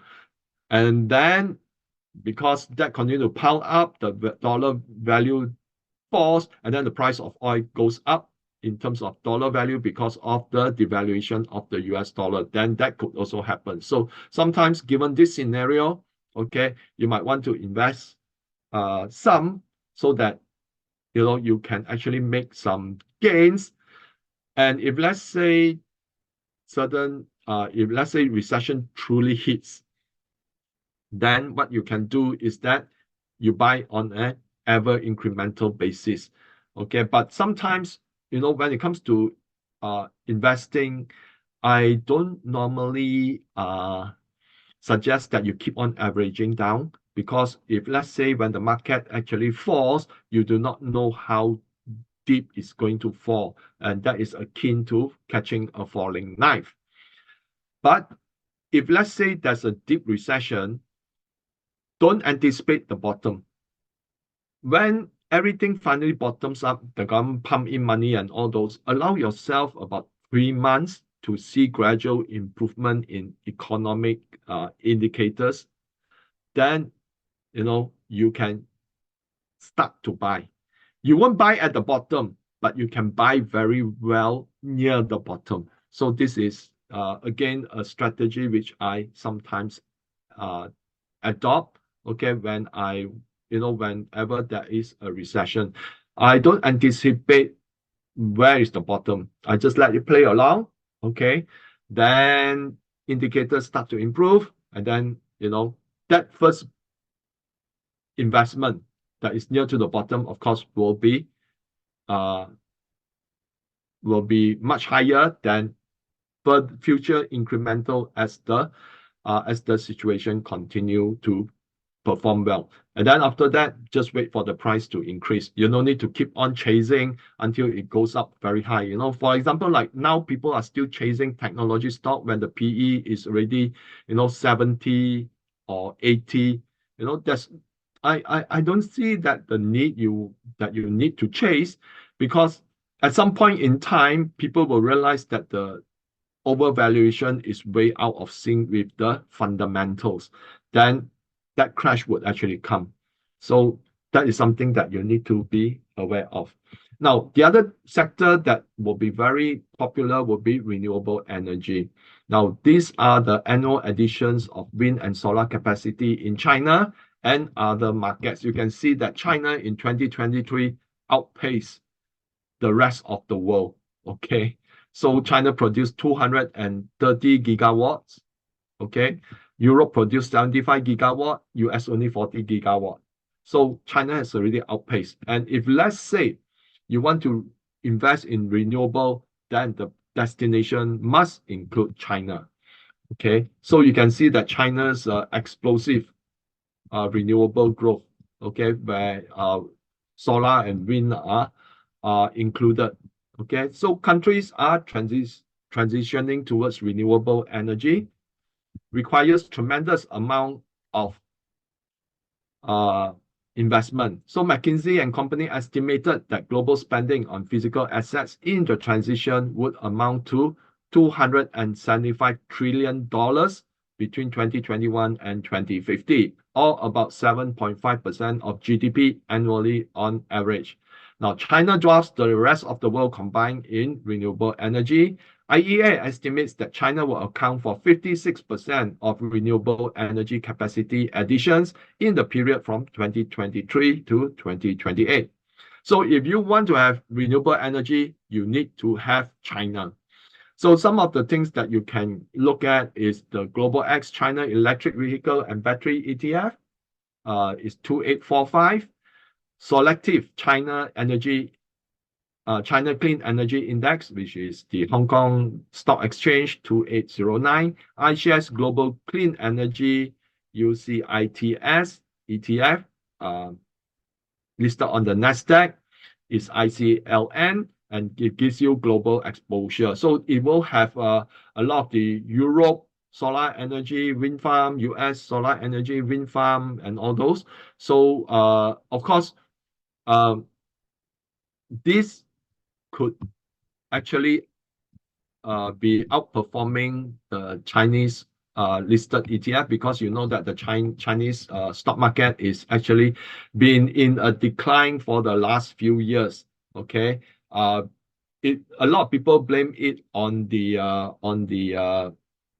property bubble burst of Evergrande that spill over to the rest.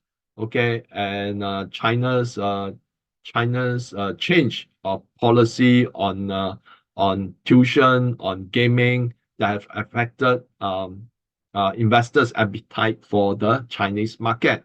So, well, the property market is intentional because the Chinese government do not want to mold themselves similar like the US, where assets are financialized. China believe more on the increasing and improving the manufacturing capacity, because if you do not have goods, then the people will not be able to consume at a affordable price. Okay, that is why you see that US, every asset is financialized, including the debt, which they repackage and then sell to investors. That's why we have the global financial crisis.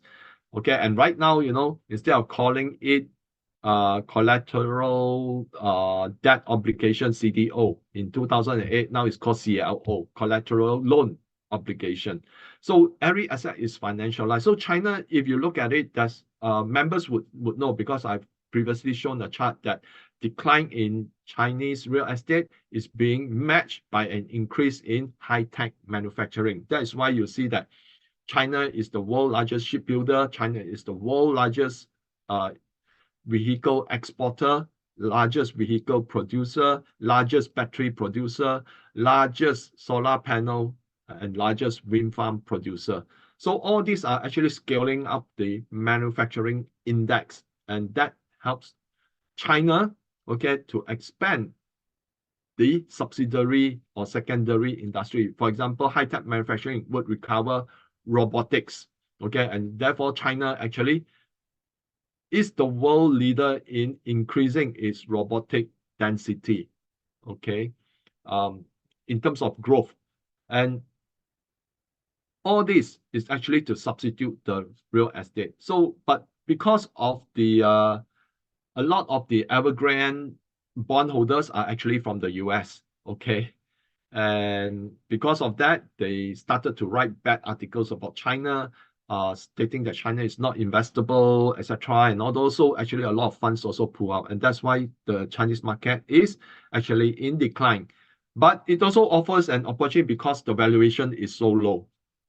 Okay. And recently there were a lot of talk that China will open up its financial market, but they are laying down the rules. And just yesterday, I think just recently, today or yesterday, the PBOC governor already said that China needs to transition from relying on real estate as a source of growth of their capital to looking at investment as a growth of capital, either through a pension fund or through investing in index-linked funds, and also in support of the local industry. So that is already telling you something, that China is doing everything it can. And the thing about China is that they have the amount of savings in China is 18 trillion US dollar. Okay, that's huge. If they can allow a portion of that to go into investment, then we can see a renaissance, okay, of growth in China. But this takes time, okay? So, but I think based on current price, it offers a good entry point. But please do your own due diligence. Now, the other one is Invesco Solar ETF, which is listed on the New York Stock Exchange under the ticker TAN. So this is very focused on solar. There's no wind, okay? If you want to go for solar, you can actually look at this ETF.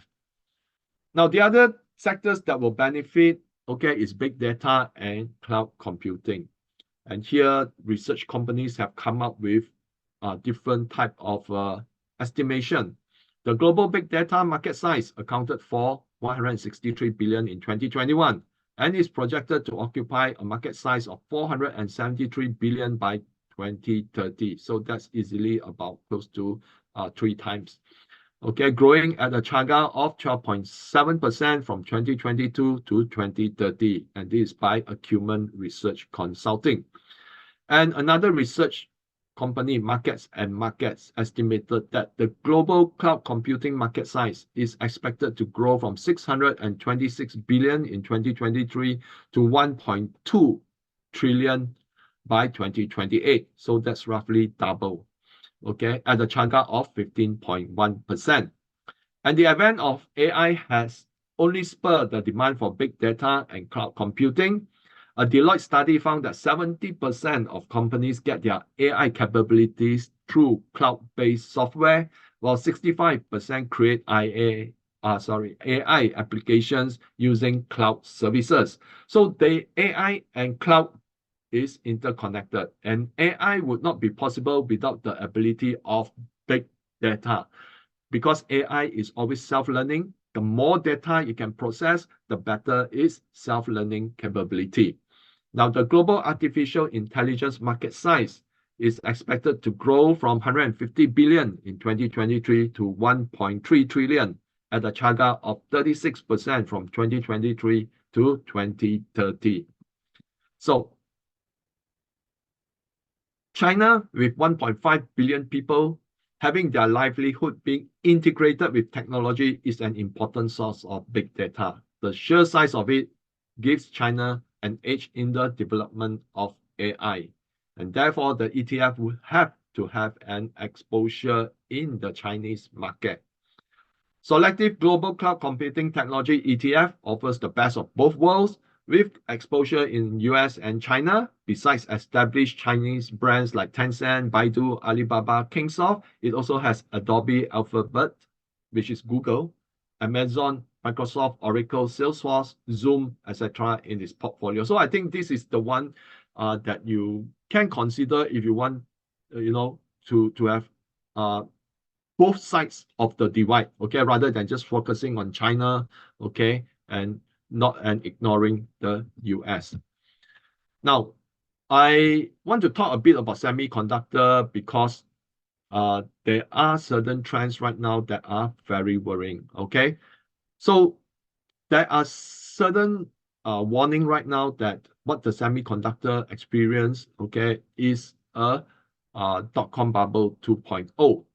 And of course, the primary driver of the tech, of course, are the likes of NVIDIA, okay, as well as AMD and a few others. There's one super microcomputer or something like that, okay, that it also sells the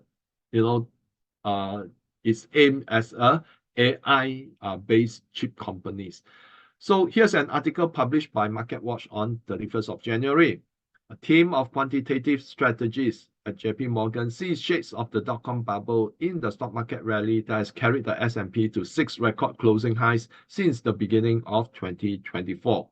Here they state that the 29.3% market share today of the top 10 stocks is close to 33% share since at the tech bubble peak.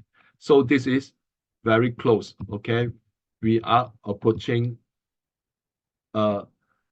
towards that kind of level, and that is why it is sounding the warning. So let's look at the semiconductor China landscape. China is building many more fabs and could pose a challenge to existing companies in mature technologies. According to a report published by TrendForce on 15 January, research by Barclays analysts indicates that China chip manufacturing capacity is expected to more than double within the next 5 to 7 years, surpassing market expectations significantly. The analysis of 48 chip manufacturers with production facilities in China suggests that 60% of the expected additional capacity may come online within the next 3 years. So that's why China's expansion on mature technologies is going to be a challenge to the likes of Intel, to the likes of TSMC and Samsung, because no matter how advanced they are, they still have substantial uh, mature technologies chips that is sold in the market because they are commonly used in electronics. The high end chips are normally used for advanced processors, okay, in the smartphones, wearables, okay, and in the AI as well. But China right now, has come up with a very interesting concept that instead of focusing, coming up with small scale chips, China right now is using an entire wafer as a giant chip, okay, with multiple chiplets itself to power AI, okay, and that's a very interesting development. So this is an article by SCMP published on 2nd of August 2023, about 6 months ago. US, Europe growing alarm by China's legacy chip production, fear changing supply chains. You remember Evelyn talked about supply chains imbalances, and this is just on the 29th of January. Western nations need a plan for when China floods the chip market. So right now, they are getting more worried that China may flood, okay, the entire market. And even today, I received news that Intel has delayed their $1 billion fab construction, delaying it to around a few years later because they say there's no market. So that is how, if China becomes more self-sustaining, the less it would want to have to import any chips. And with its expansion production, chips have become cheaper. They will just dump it in the market, something which we wrote about in our book for the 2023 forecast, Otter Rabbit year. Okay, we already see this happening. Okay, and in our book, Unlock Your Wealth Potential, we reiterate again, okay, that this is how things will end. So if you are interested in semiconductors, okay, over the past 1 year, the Invesco PHLX Semiconductor Index has gained 38.63%, whereas the Global X China Semiconductor ETFs has fallen 36.03%. So the gap between the two is like 70 over percent, okay? Major semiconductor companies have been on a tear lately, but earnings fall in Samsung, TSMC, Intel, and AMD are already warning signs.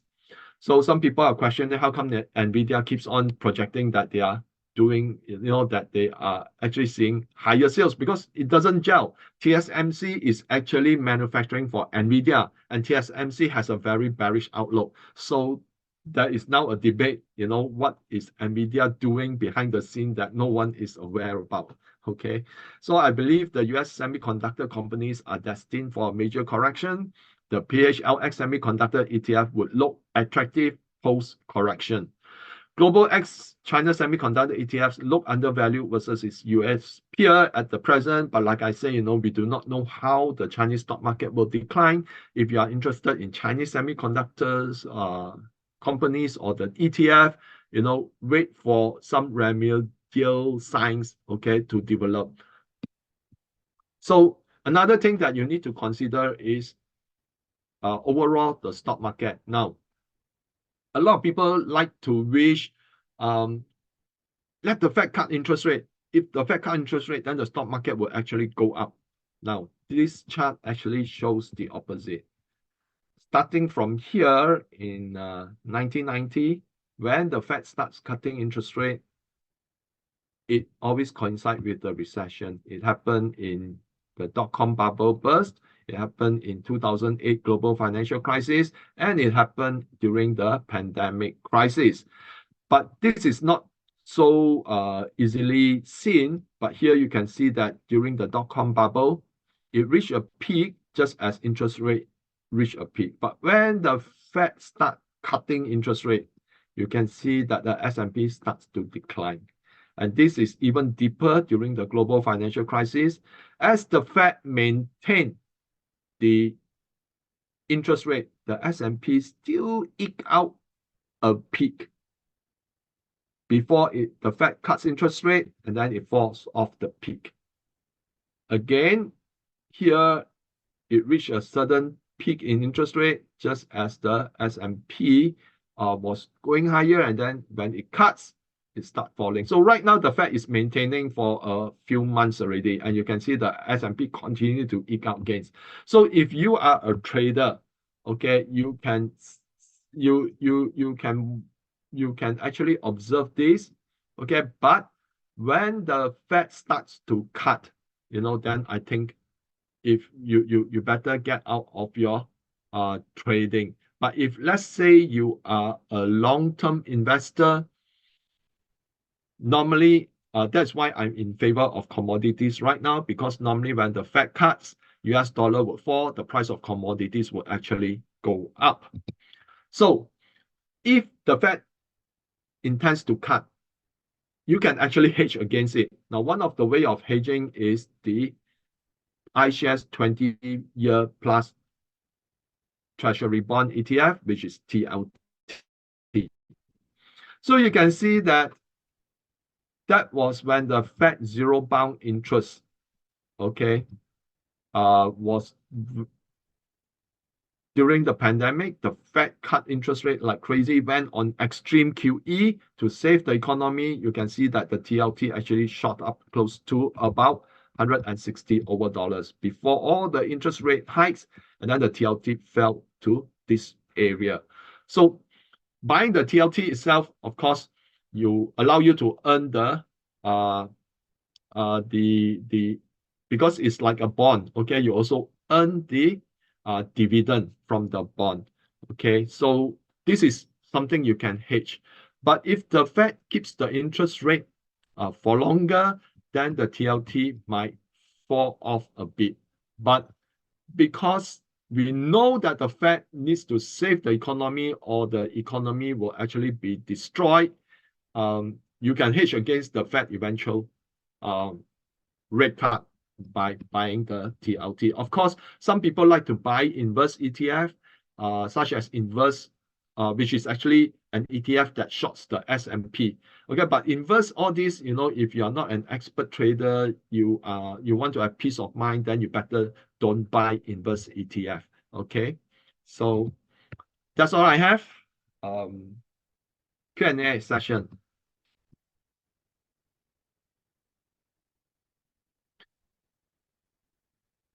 We are open for Q&A. Any? Yeah, I can see that here. Sim Metal, 6 Crescent. So my session is a bit long, but my intention is to divulge as much as I can to you all, because I think some of you all, okay, are very new to this kind of investment, using hedging as well as investing in the resource industry. Hope that you have found it meaningful and not too boring. Okay, so let me answer Augustine's question.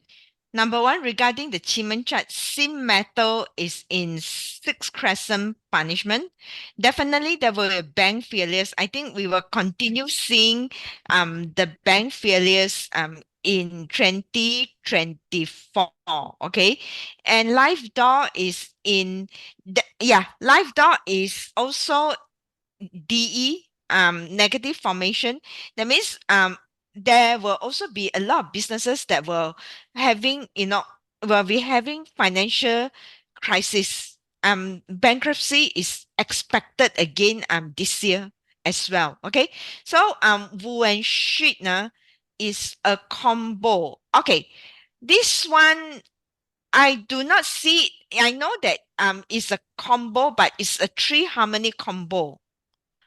Okay, so you will should it will pull in the in fact this is chart, it will pull in all the cardinals, but it is also it is sort of a very confusing when you have a silent pool chart. That's why we say that emotional is not stable, in a deeper sense in that one. Okay. So for Qimen manifestation, there's no time stated. Okay, you can follow back the Telegram channel. That one we already have time stated there. Let me check. There is time stated. Is anytime between 13 hours. It's 24 hours clock. If you look at let me just share the slide again. Hold on for a while. There is a time stated. Okay, hold on for a while. Let me just share screen. Yes. Okay, here. Here. Okay, can you see my screen now? Okay, let me just pull this away. Okay. Yeah, this is the date and this is the time and this is the back facing direction. Okay.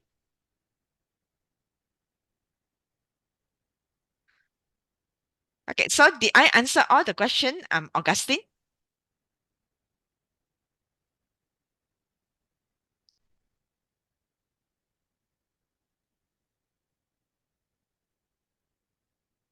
So just new, the US added 353,000 jobs versus expectation of 187,000. So again, there's a lot of BS in the BLS data. Okay. So for those who are unaware, the US actually has during the first week of the next month, they come up with a jobs report. But that jobs report is actually has a lot of uh, a lot of BS in it. Okay. Firstly, it takes that every job created is equal to one less unemployed person. But a lot of the jobs created are actually part-timers job. So that means that one employed person could be working two or three part-time jobs. And that is when you have double or triple counting the number of employed person. And that's why the unemployment continue to be very low. And the other thing is that the Fed used the birth and death, or rather the life and death model, which actually forecasts that despite the current economic situation, okay, they actually foresee that there's more companies being created, okay, and therefore each company can be employing X number of persons. So the more companies created, therefore they estimated that there will be more jobs being created. So this life death model is actually that's plucked out of the air. And Um, and because it's election year, okay, Biden needs to look good. And if let's say it's really so good, how come that the US number of homeless people just reached a new record high? yeah, Okay. yeah. Another thing is that if it's so good, every day you see that people that are in US are looking for job. Every day in linking. I'm very active in linking. Linking is a platform, it's a social media platform where it is for professionals. And you can see every day people are saying that they have been retrenched. They are looking for jobs, especially in US itself. So how do you explain that? Yeah, the whole thing is election year, so they need to keep up the narrative that the jobs market looks good. Okay. So the thing is that of course when the jobs number come out good, then people expect the Fed to maintain will not cut interest rate, and therefore US dollar spike up. Okay, gold will actually come down. In fact, gold is already down $26. So these are the kind of method that is used, okay, to keep on telling the good picture. Okay, US is doing well. We created so many jobs. But just for your information, for the last 12 months, 11 months out of the 12 has seen the jobs being revised much lower. But people doesn't care. Okay, people just look at the headline. So sometimes the headline is used also to suppress, okay, the to suppress The uh, reality. the reality, and also to suppress the notion that the US dollar is weak. Okay, so sometimes they use this so that then the US dollar become very strong. So if the US become very strong, then there's lesser incentive for people to want to de-dollarize. They still want to keep their money in US dollar in form of US Treasury. And so that, people will not dump US Treasury. And that will actually help the US Treasury from in selling its bonds. So that's why um, once you have read enough, you will know that everything that is being shown has a lot of dots that are linked together. It is not just a clear cut um, narrative that you say either or. Okay, but if you start to know more about how the global economy function, how the global financial uh, sector functions, you will know that there's a lot of connecting dots that, you know, one is uh, to put in place, the dollar's strength, because then uh, people will want to save US dollar in form of treasury, then the US treasury can actually sell it. Okay, because they need to refinance so much debt this year. So everything has a reason. Okay, and hopefully, over the years that you have followed us, um, over the past year, okay, uh, you have become more alert to this kind of narrative rather than just follow it as shown by the mainstream, but not questioning the rationale behind. Okay. Mm. Okay, we have a few questions for you, BC. Do you know any Australia listed ETF in the sectors you mentioned? Maybe we put it in the Telegram channel. Is Telegram group? Is that okay, BC? Yeah, I can look at that. If you are keen and you cannot wait for me to find out, you can one very strong Australian company that does all these ETF is actually Beta Shares. You can go to the Beta Shares site, and then you can see all the ETFs listed there. There are some in the agricultural sector, there are some in the resource sector. And in the resource sector, you will know that there's only two big giants in the Australian market. Okay, there is BHP and Rio Tinto. Mm. Okay. Then another thing is that for the ETF they mention you mentioned BC, do they give dividend or not? Oh, you already say yes, right? They do give dividend, but It's if let's taxable. say yes, if you buy US ETF, the dividend has a withholding tax of 30%. Yeah. So one of the way is that if you really want to do the homework, you can find a mirroring ETF that is listed in Hong Kong, Mm, and Hong Kong is tax free. mm, Okay, or mirroring even in Singapore, dividend is still tax free. yeah. If you want to get dividends, I think the best place to get it is from either Singapore or Hong Kong, because by the time the US dividend and plus all the charges it will left very little or the Australia one also left very little, Yes, almost zero. Australia has also a 30% withholding tax. Yeah. Okay. So yeah, I agree. It's true. Augustine, good observation that the job data is like heaven stamp. Everything produced in everything looks beautiful. Yeah. Okay. So any more questions from the rest? Okay, we have one more. Okay, any inverse ETF to short this? Juki, Juki Um, seems to if be a very experienced trader. um if you want to short the S&P, I would caution not now lah. If you want to short, wait for oh, you mean the HSI? I think the HSI, there's an inverse ETF, but I've forgotten its name. You can go to the um if you want to know a list of Hong Kong ETFs, you can go to a website called aastocks.com. So there's a number of bars uh, over there. If you go into ETF, then you can scroll down to see whether there's any ETF that is inverse Hong Kong. Okay, the HSI.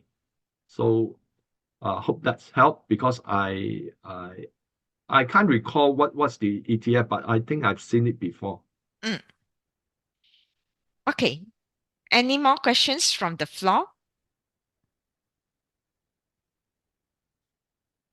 If no questions, I think we call it. We got one more. Okay. Like, oh, okay. I think that's it. If there is no further questions from our participants tonight, we'd like to thank all the participants for attending tonight's session as well. Maybe we can take a photo before we leave. Is that okay if everyone on your camera? And then we can take a photo because after all, this is the annual talk here. Let me stop sharing and then let me, look at how I can view. Yes, I can gallery view, and then every one of us we can. Oh, there's only very few of us left. Okay, see if we can. Yeah. Okay, never mind. We can always take one and then post it into our social media. Okay. Oh, I'm Vincent. Yeah. Wait now. Hold on, hold on. Let me just take it. Okay. Yes. Okay. Yeah. Thanks everyone for on the camera. I said Darren and Francis. Okay. Yeah. Thank you. So I think that's it. Okay, thank you Yeah. all Okay. for Appreciate staying with all the us, attendance. Yeah. Hope that you and have good night. gained a lot. Good night. Good night, and happy and prosperous New Year ahead. Bye bye. Yeah. Happy Li Chun. Okay. Bye bye.